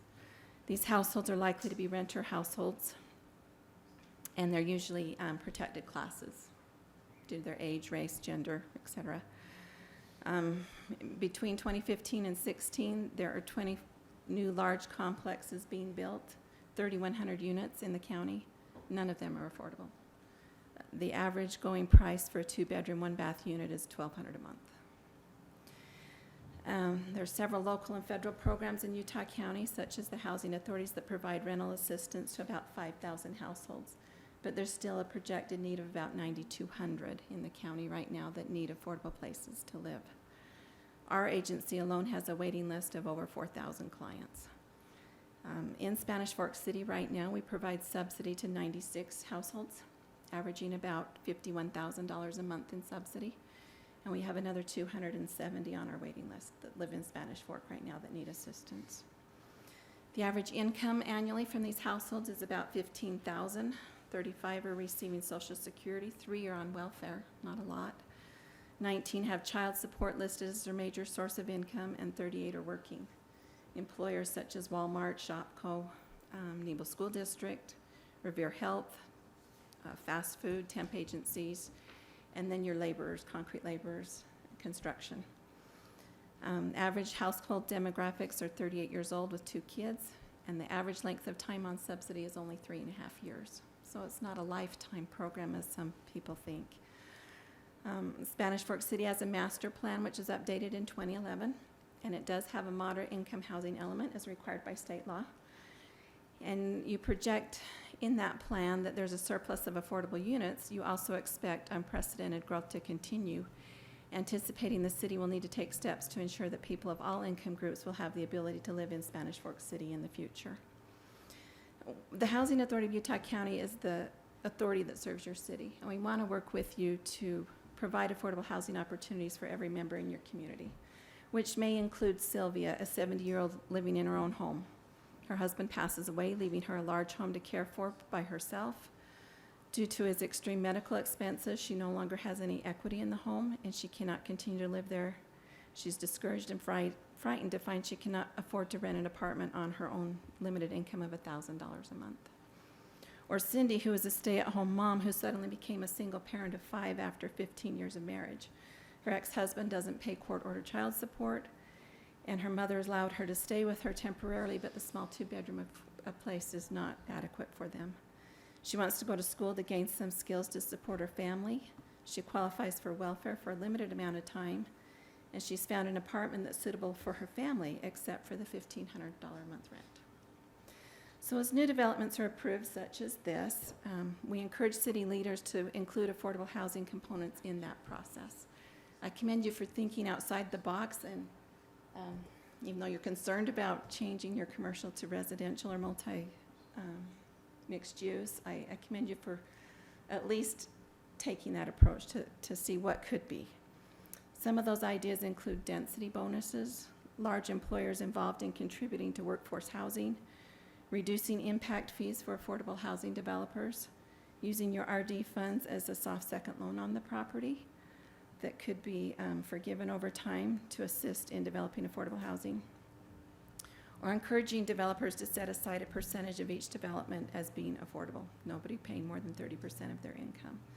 Or if they don't want to set aside a percentage, maybe they contribute to an affordable housing trust fund that the city could establish. These are all some ideas that have been successfully used throughout the county, and we're excited to join partnerships with cities and developers in providing more affordable housing, as we know that's a huge issue right now, and we need to be proactive instead of reactive when we have further fallout from the lack of affordable housing. So thank you for your time and your consideration in partnering to provide affordable housing for everyone in the community. Thank you. Thank you, Linnell. Appreciate it. Anyone else? Seeing none, I would entertain a motion to go out of public hearing. So moved. Second? Motion to go out of public hearing by Councilwoman Beck, seconded by Councilman Gordon. All in favor say aye. Aye. Any questions from the council regarding the proposal? Come forward, Dave. Why mixed use? Pardon me? Why mixed use? Honestly, and I told this to the applicant's consultant earlier today, I think you could flip a coin, understanding what they want to do as to whether this should be designated mixed use or simply high-density residential on the general plan. Either would work just fine. The mixed-use designation simply is a little bit more inclusive of zoning options that somebody would have. Maybe it's just my, again, reluctance to completely let go of the idea that it's going to be resident or something other than residential development. So if they put 20 units on this 4 acres, what kind of density does that put that to? Well, 20 would only be Or- 5 units to the Yeah, acre. So that won't be but- really a high density of, but Right. then, Yeah, that'd barely be medium density the way we look at it.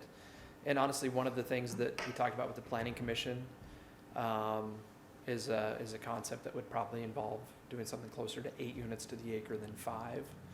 So getting a little bit higher up that density ladder.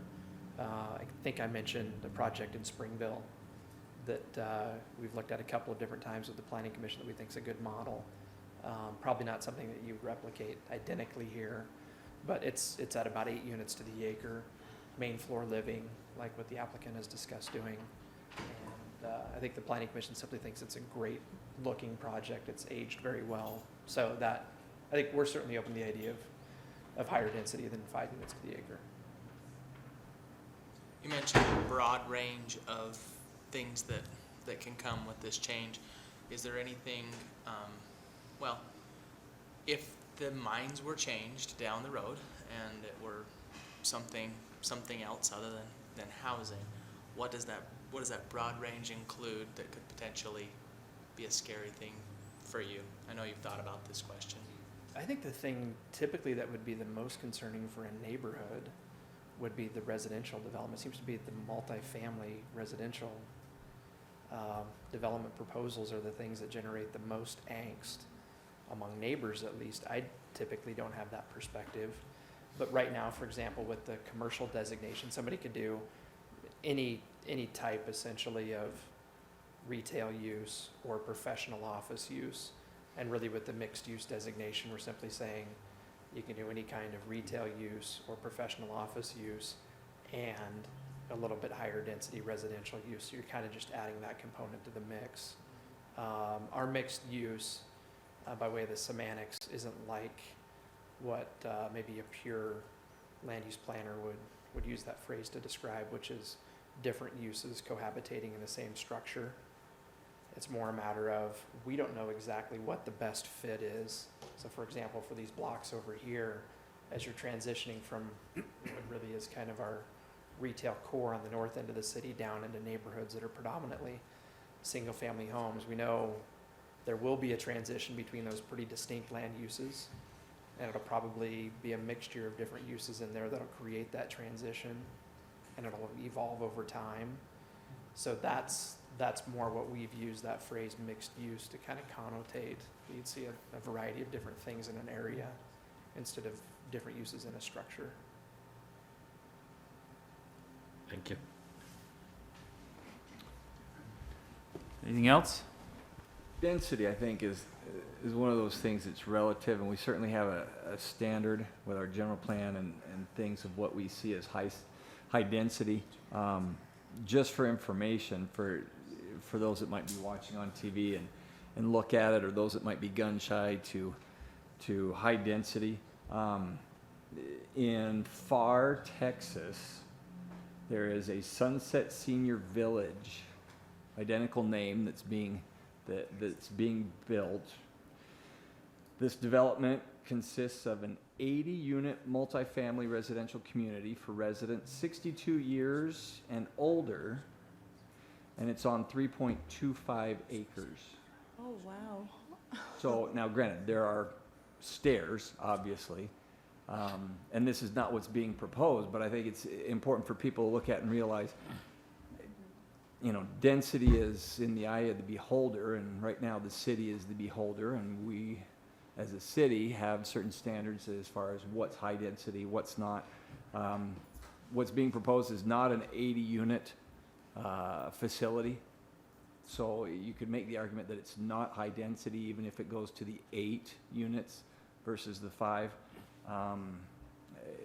And it, as has been aptly mentioned this evening, and we've talked about it before, our inventory of housing, period, whether affordable or non-affordable, or however you want to phrase it, is woefully lacking, whether it's for the elderly, whether it's for the young couples.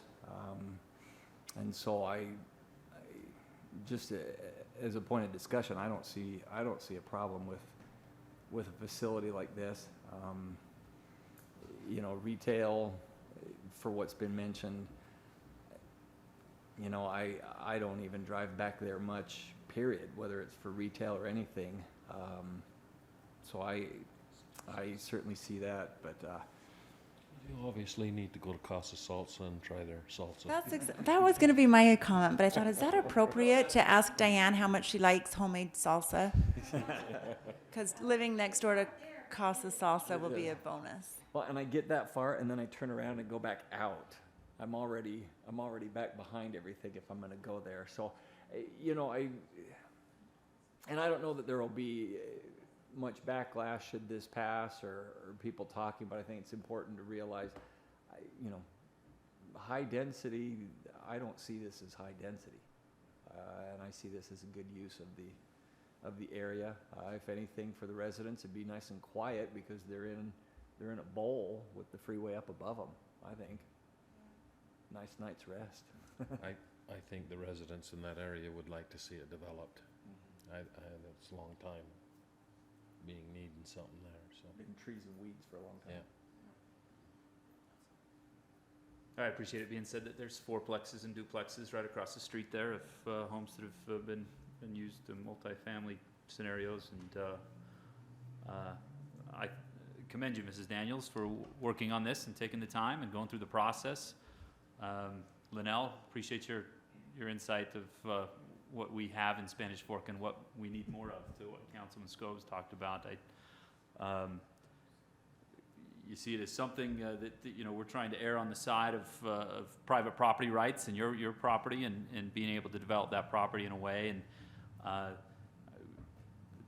2 times in a row now that I guess people have commended Dave and his staff and the city of listening and trying to work out deals, and trying to work out, not deals if you will, but trying to work out the situation for somebody to use their private property. And so I appreciate you working hard through that and taking the time. I can't imagine in an economic development director's mind that it's always the best thing to say on a night, well, here's some storage units we're going to approve, and then here's some multifamily instead of retail that we're going to use. You know, he's more focused on what the retail and sales tax would come into a city, but I agree with what's been said, that this seems like a use for this that would be the highest and best use.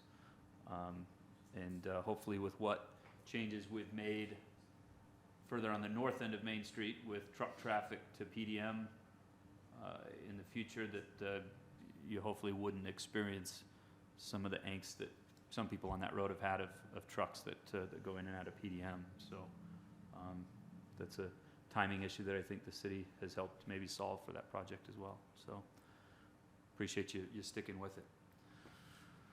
With that, I'll make an ordinance. I move we adopt ordinance number 9-16, an ordinance changing the general plan designation and amending the official general plan map of Spanish Fork City for the Sunset Senior Village.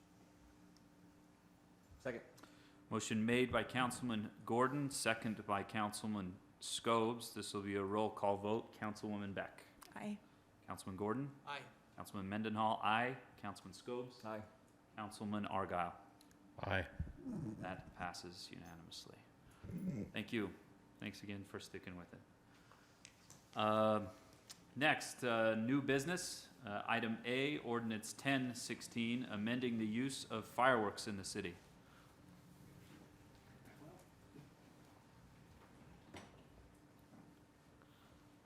The attorney, the fun hater of fireworks. Well, this is quite an honor because I wasn't expecting this. But this last legislature, the legislature decided to change some of the laws with regards to fireworks.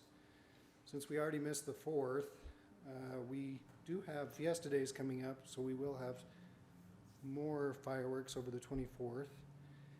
And state law has just added a couple of requirements.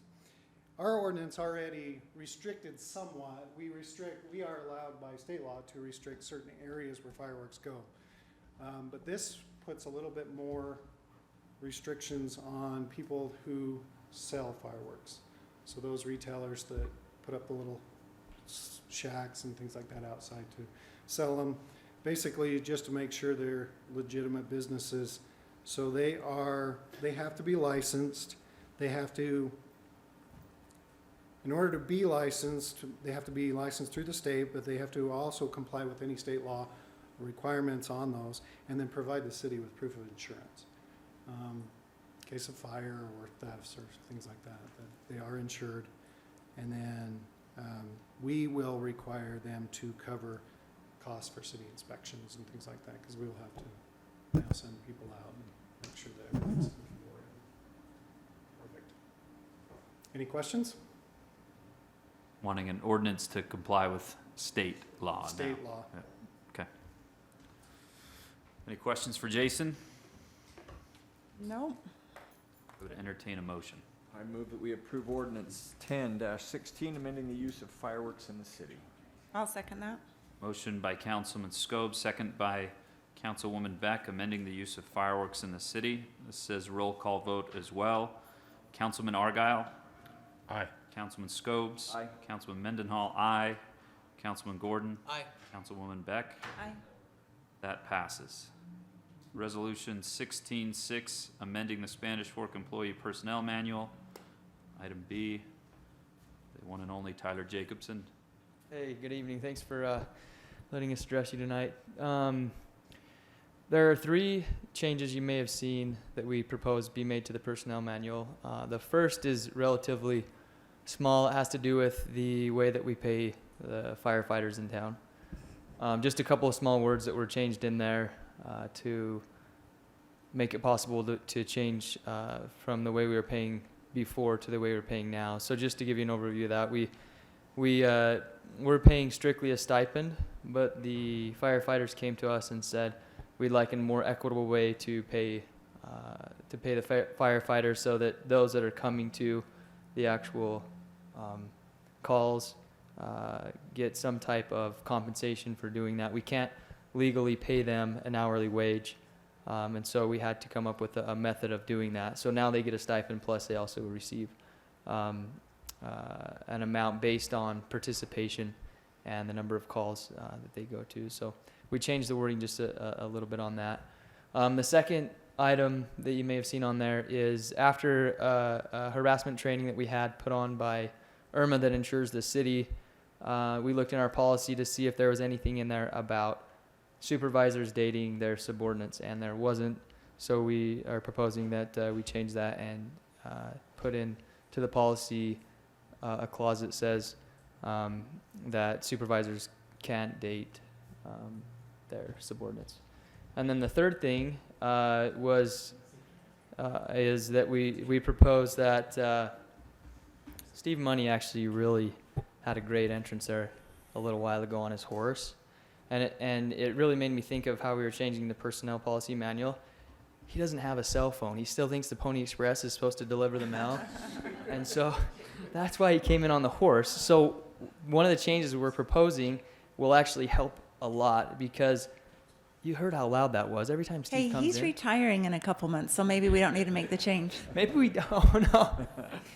So we pulled together the personnel committee that a couple of you sit on, and talked to you in regards to changing the cell phone policy that we have within the city. So back in 2010, the city decided to allow employees to receive a stipend to pay for part of their phone bill each month, rather than actually receiving a city phone. We found that this saved us a substantial amount of money. In fact, all the way up through 2015, fiscal year 2015, it saved about $50,000 making this switch.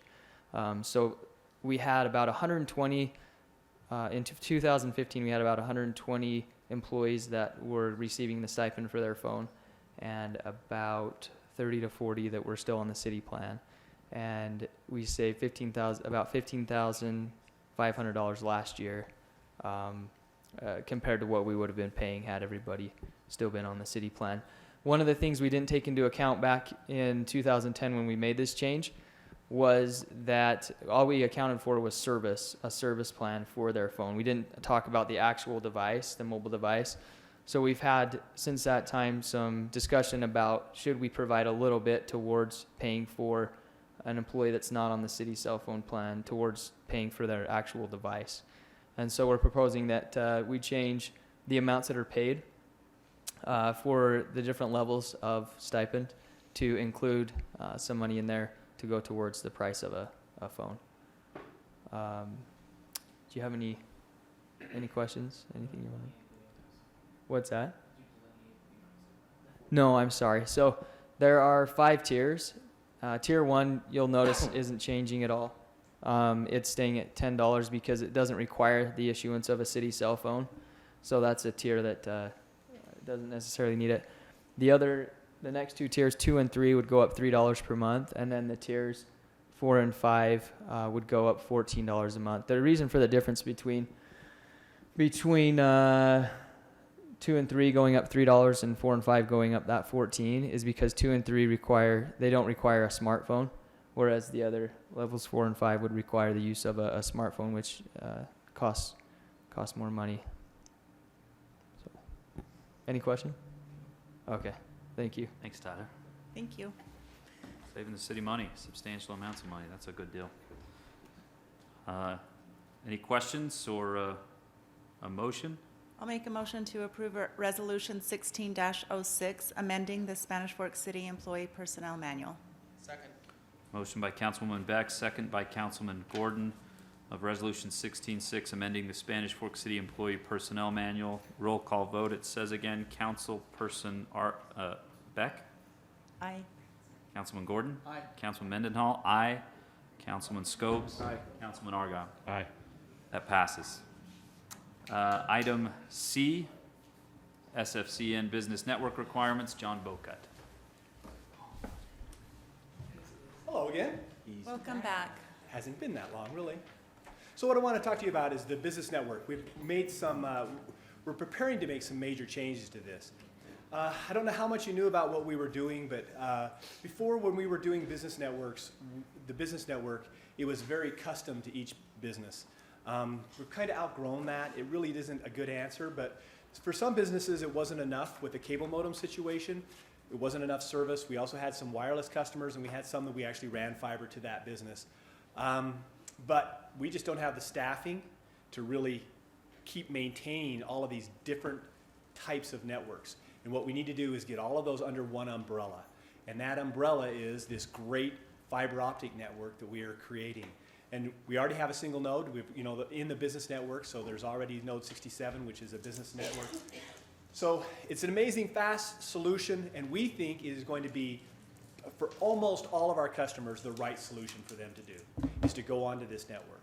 And we really need to start phasing out all of those other little patchwork of technologies that we have been using and really just push everybody onto this one network. From a management standpoint, when you're talking about engineers who have to run this, it's difficult for us to engineer simultaneously, VPN type connections or VLAN connections for these different types of services for these businesses. And really what we want to do is say, we offer this one service. The other thing that has changed is that the needs of our community have changed a little bit. There's other providers now. Whereas when we really started, there wasn't really anybody else providing services. And so we were doing a lot of weird things that we wouldn't have naturally done just because there was nobody else to do it, and we felt like we wanted to help the businesses as much as we could. There are other solutions now. I don't know what he's saying. I'm sure whatever it is, I deserve the ribbing though. But there are other solutions now. There's other providers and those kinds of things. And for the staffing level that we want to maintain, we don't want to have to hire another engineer to really just focus on the business networks. We don't really make enough money on that to do it. We're doing $250,000 a year revenue in business network. Well, compare that to, $6.5 million in residential. So the business network is not a big part of it, and we don't really want to have to staff up to be able to handle that. I think the better solution is to have this one really good network, kind of like what Google does, right? They have this one really good network, and we're saying it may not be the best solution for everybody, but it's a dang good solution. It was hard for me. Somebody was saying the last time somebody swore in council meetings, so I caught myself there. I don't want to make the list. I don't want to make the list. But it really is a damn good solution. And so what we think that this is the right answer for our staffing levels and the network that we are building.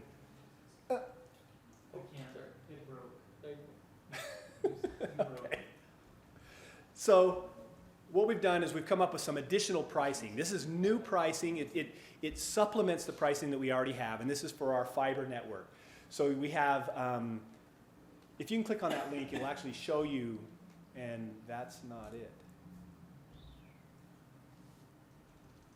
So this is what we offer. Again, we do offer a slower business network. It's 100 meg up, 100 meg down. That's what we call a SOHO, small office, home office. That is a solution that a lot of the fiber to the business do not offer, something that is really reasonably priced at $68 a month. Great price. If you want to go full gig, you can go to the full business tier. So this would be fiber business tier. The fiber business tier would be 1,000 megabits up, 1,000 megabits down, full gigabit services. A few other things. It does include some IP addressing, those kinds of things. And it is cheaper than Google's by $1. So it is a little bit cheaper than what Google is offering. So we think it's a very competitive rate that we can offer in Spanish Fork. So when everybody talks about, oh, the wonderful things Google can do, oh, the wonderful things your city does. Yeah, I mean, it is. It's your city, so it's your network. What I really need is just quickly get an approval on those prices so that we're going to add those because we've got that node running. We've got people who want to hook up to that node, and I can't just make up pricing, right? So I just need to have the fiber small office, home office tier, $68 per month, and the fiber business tier for $98 a month approved, and then I'll start hooking people up on that node. Great. Any questions? Covers your cost, right? Kind of like before with the other things where it just pretty much... It covers our cost. You betcha. I mean, it's in our business plan. This can be an effective solution to help with the revenue for this department. Absolutely. Okay. These are I mean, really, these are revenue generating operations here. So this isn't like your cable TV? It's not where like you cable just say we're TV. just Yeah, we can't make money off of breaking cable even, TV. yeah. Yeah, that is Okay. purely just break even. This is what really pays, my salary, and Brian Perry's and all of the employees and for the building and everything else.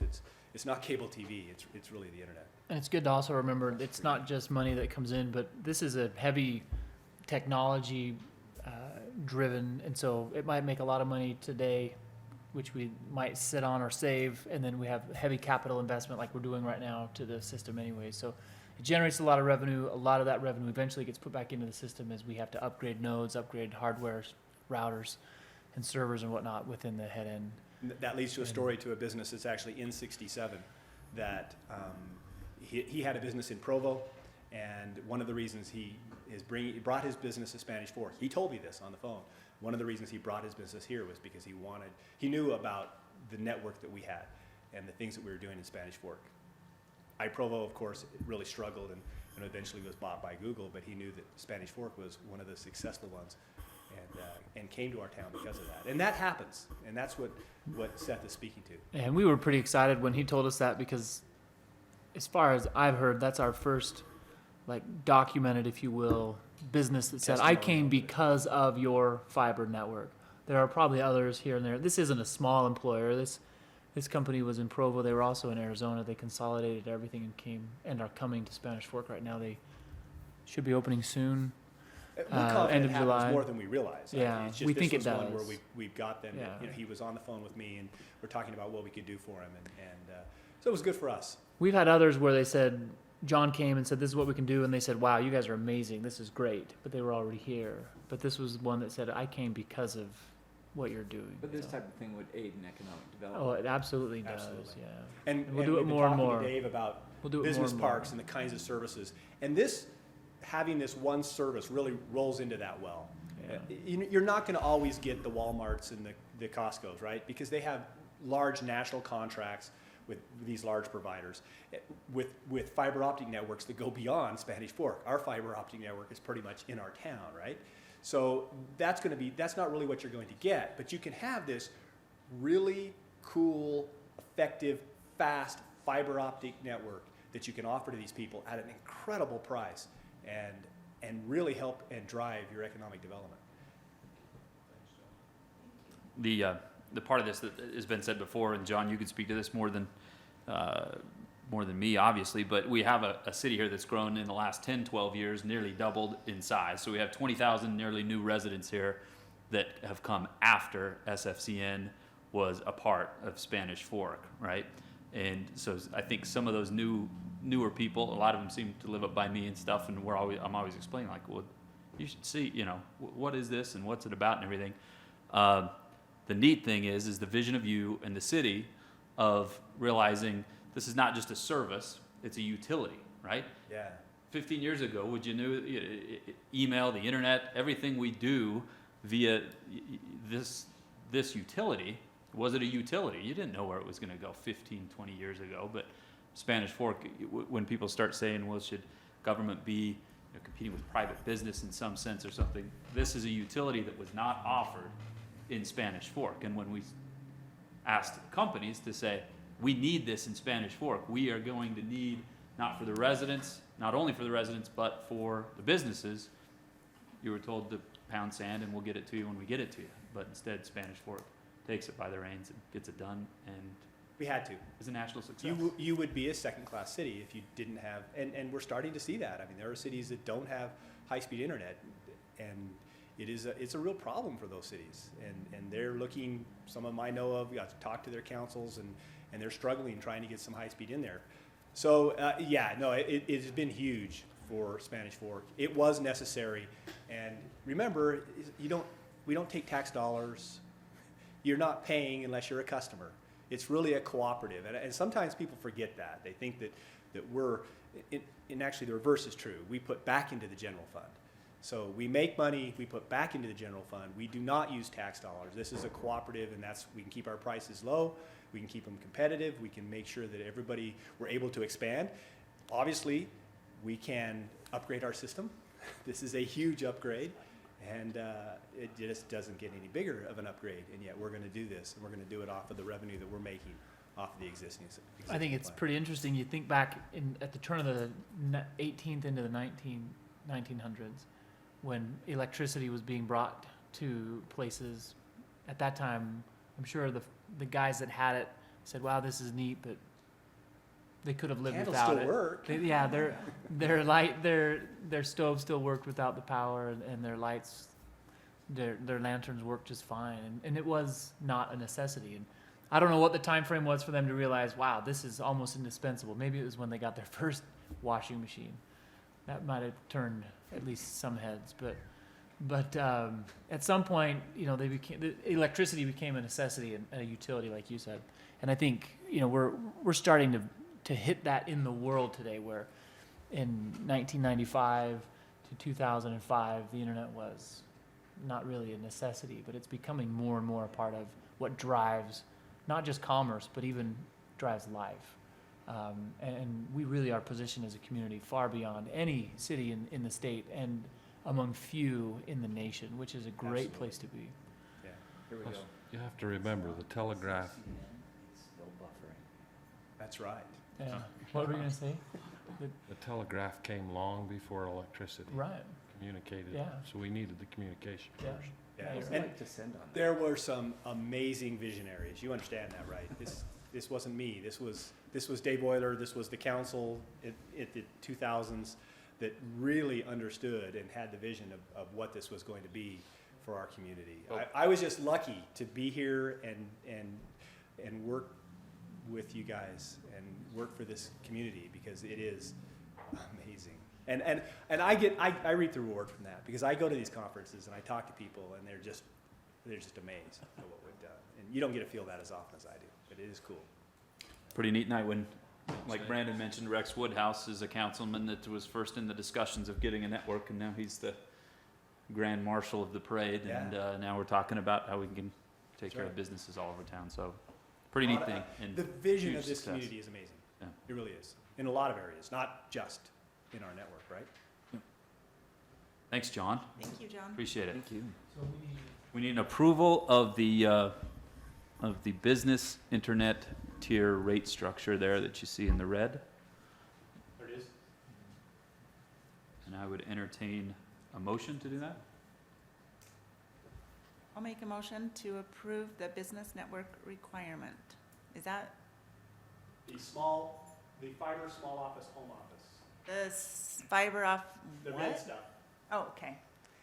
The fiber small office, home office tier, and the fiber business tier.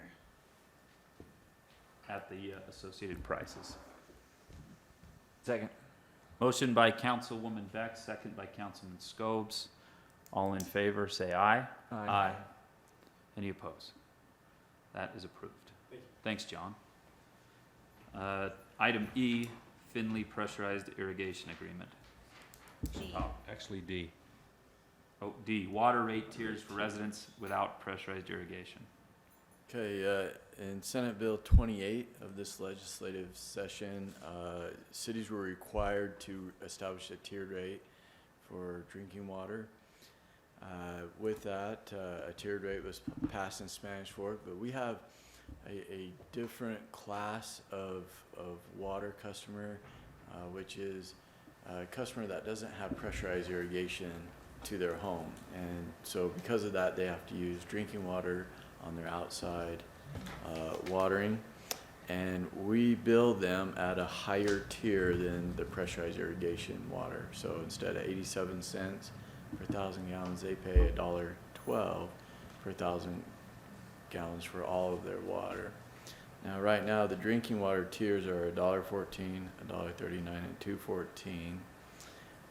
But that's only for indoor water. And so looking at this relatively small group of individuals in the city that do not have pressurized irrigation service, our feeling as staff is that they're already on a tier that's higher than the other residents as far as their outdoor watering goes, and that we shouldn't apply the drinking water tiers in this instance. And so we would just ask you to approve that, not applying the drinking water tiers to these residents. What's our average monthly use? It would, if you had a large lot, and a lot of these people do have large lots, because they're in the Leland area, they're on bigger. We were looking at the tier rate would hit them $50, $60, $70 more a month. And we just felt like that's not what we're trying to accomplish with this. So anyway, that's just like a motion to approve not applying the existing drinking water tier rate to residents without pressurized irrigation. Okay. Would you like to make a motion? I'll make a motion to not approve, or to approve not applying the tier water level rate to customers or residents without pressurized irrigation. Second. Motion made by Councilman Argyle, seconded by Councilman Gordon, to not apply the drinking water rates to residents without pressurized irrigation. All in favor, say aye. Aye. Aye. Any opposed? Thanks, Chris. Now we're to item E. Yes, and we have a map for this. As you're aware, we are working on a project at 2550 East Canyon Road. This project realigns 2550 East to line up with 2600 East, and then we're building a signal here. We're also widening the road so that we can have a dedicated right, a dedicated through, and a dedicated left. We feel like this will significantly improve the congestion issues that we're having in this area. With that, there is an irrigation line that runs down to feed this orchard.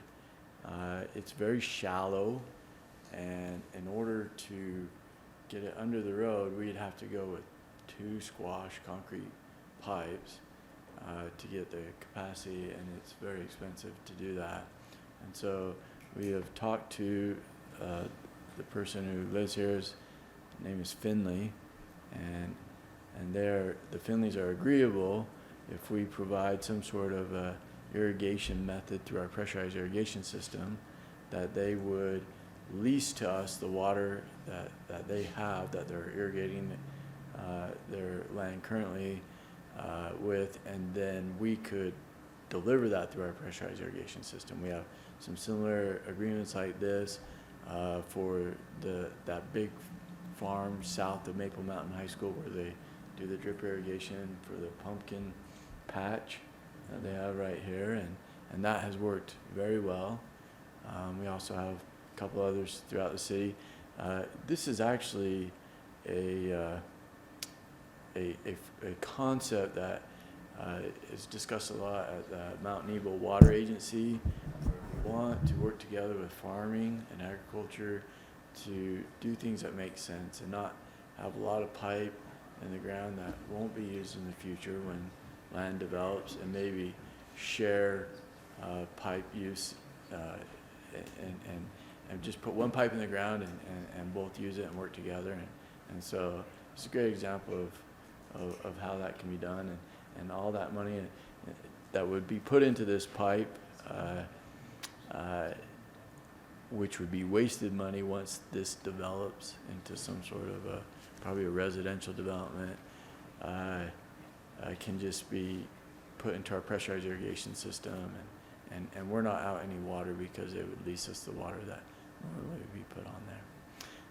Anyway, the tenets of the agreement are basically consist of, they don't want to pay anything more than they were paying currently for the water. And so what we've said is even though you're leasing us the water, you'll pay the assessments like you would have had you been receiving the water through the irrigation company.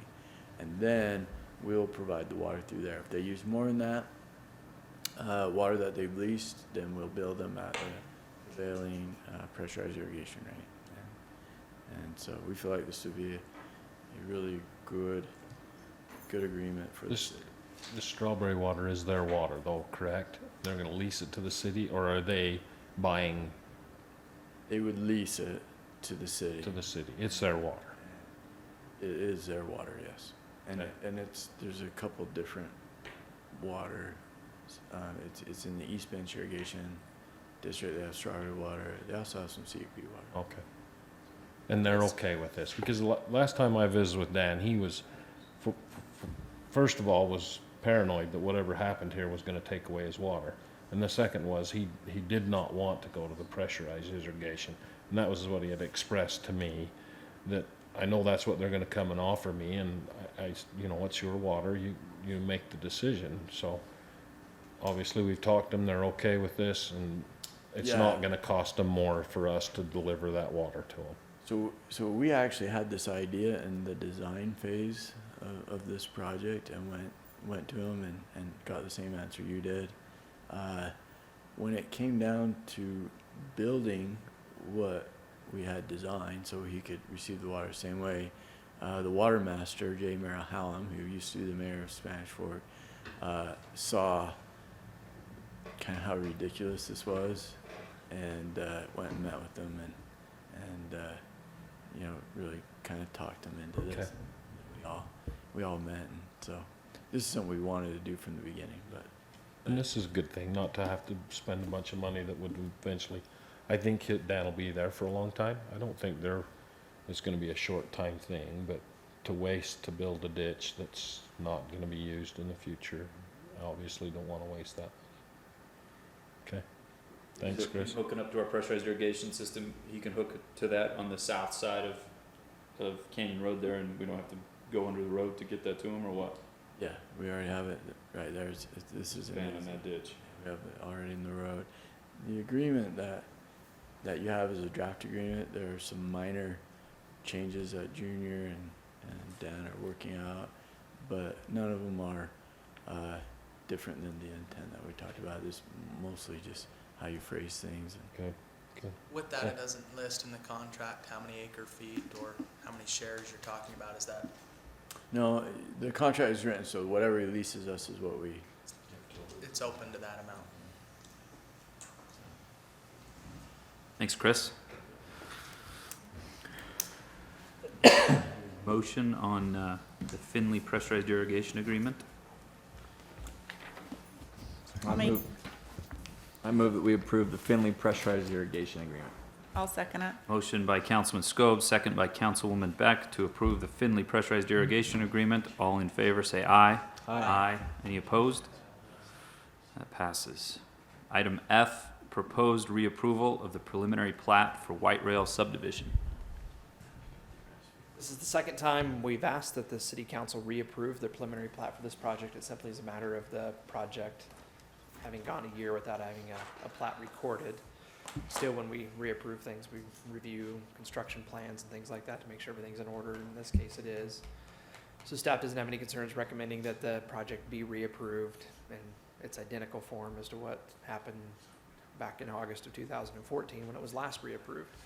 You know, the applicant's ready to record their next phase. You may have seen homes under construction, homes occupied now as well in the project, and we're pleased to see that. So we recommend that the project be reapproved. We did talk a little bit about some changes that might happen in the area relative to just street connectivity and things like that. I get the impression that would be well into the future, and it sounds like there's probably no need to have the applicants make any adjustments now to their plans to accommodate that. So again, we recommend that the project be approved as proposed. Dave? Any questions for Dave on the reapproval of the preliminary plat? Nope. Make a motion to reapprove the preliminary plat for White Rail subdivision. Second. Motion by Councilman Argyle, seconded by Councilman Scobes to reapprove the preliminary plat for White Rail subdivision. All in favor, say aye. Aye. Aye. Any opposed, say no. It passes. Okay. A discussion item. Dave, is this you? Yeah, just be real quick. I was going to actually do this later. Spent quite a bit of time talking about our community planning assistance team project in recent weeks. But I don't want to disappoint Councilwoman Beck. So just to take a quick minute, but I appreciate the opportunity In as well. our chamber meeting last week, you told everyone you would talk about this. I didn't make this up. She's married to Chris Beck. She's used to disappointment. You didn't want to say that? Sometime? Oh, I hope Chris Beck's out doing yard work right now. Yeah, he's asleep. Councilwoman Beck is right. I did say last week that I'd take some time tonight to talk a little about this. I gave you a draft of a year-end report that we put together for year one. That's the first year after the CPAT team came to town. This is our final draft. I've shared this with the CPAT team, and they were ecstatic to just see what has happened this past year. They're very happy to hear about some other things that have happened in the city. That group of people that was here, truly they're friends of Spanish Fork. And the interest that they've expressed in the months and now a year since they were here and what happens in this community is truly genuine, and it's remarkable that they still care the way that they do, to the extent that Deb Mayoff, the team leader, wrote this article that's in the June 2016 edition of Planning Journal here about the project. And all I want to say about that simply is that this is something of a recognition of the things that have happened during this past year. Deb and other team members, they've kept close tabs on the recommendations that they provided and how they're being put into play. And I think that effort is acknowledged here with what Deb did and what the American Planning Association is recognizing, which is great. That's what we want to see continue to happen. One of the other members of the team, Andrew Vasilinovich, presented at a national conference just about 2 months ago. And subsequent to that, I got calls from a number of different communities that got exposed to his description of what happened here in Spanish Fork and how that has subsequently gone. And they simply reached out to me to get my perspective because of the excitement that Andrew generated in them and the prospect of having them participate in the same program that we did. So again, something of a validation of the work that we've done. And again, we appreciate the council's support on everything. First year was a good year, solid year, but I think we're way ahead for year two on what we did year one. Pretty excited about some things that are going to be happening. So I think that's it. Thanks. Thank you, Dave. Good work. It's neat to see that, Stacy, good work with the chamber. I mean, giving away, people ask what their chamber membership's about, and here you give away 3 grants to improve facades on Main Street, and well into the hundreds of thousands of dollars the city's invested in Main Street just in the last year or so too, and going forward, the changes that are gonna happen too. That's really cool. I move that we go into closed session for reasonably imminent litigation and land transaction. Second. Motion to go into closed session by Councilman Scobes, second by Councilman Gordon. All in favor, say aye. Aye. Thank you. Maybe I should do it the broad way. You gotta move those glasses. Do it the broad way. Chris Beck disappoints. Well, I mean, I didn't know. I know your kids don't listen. They're good kids.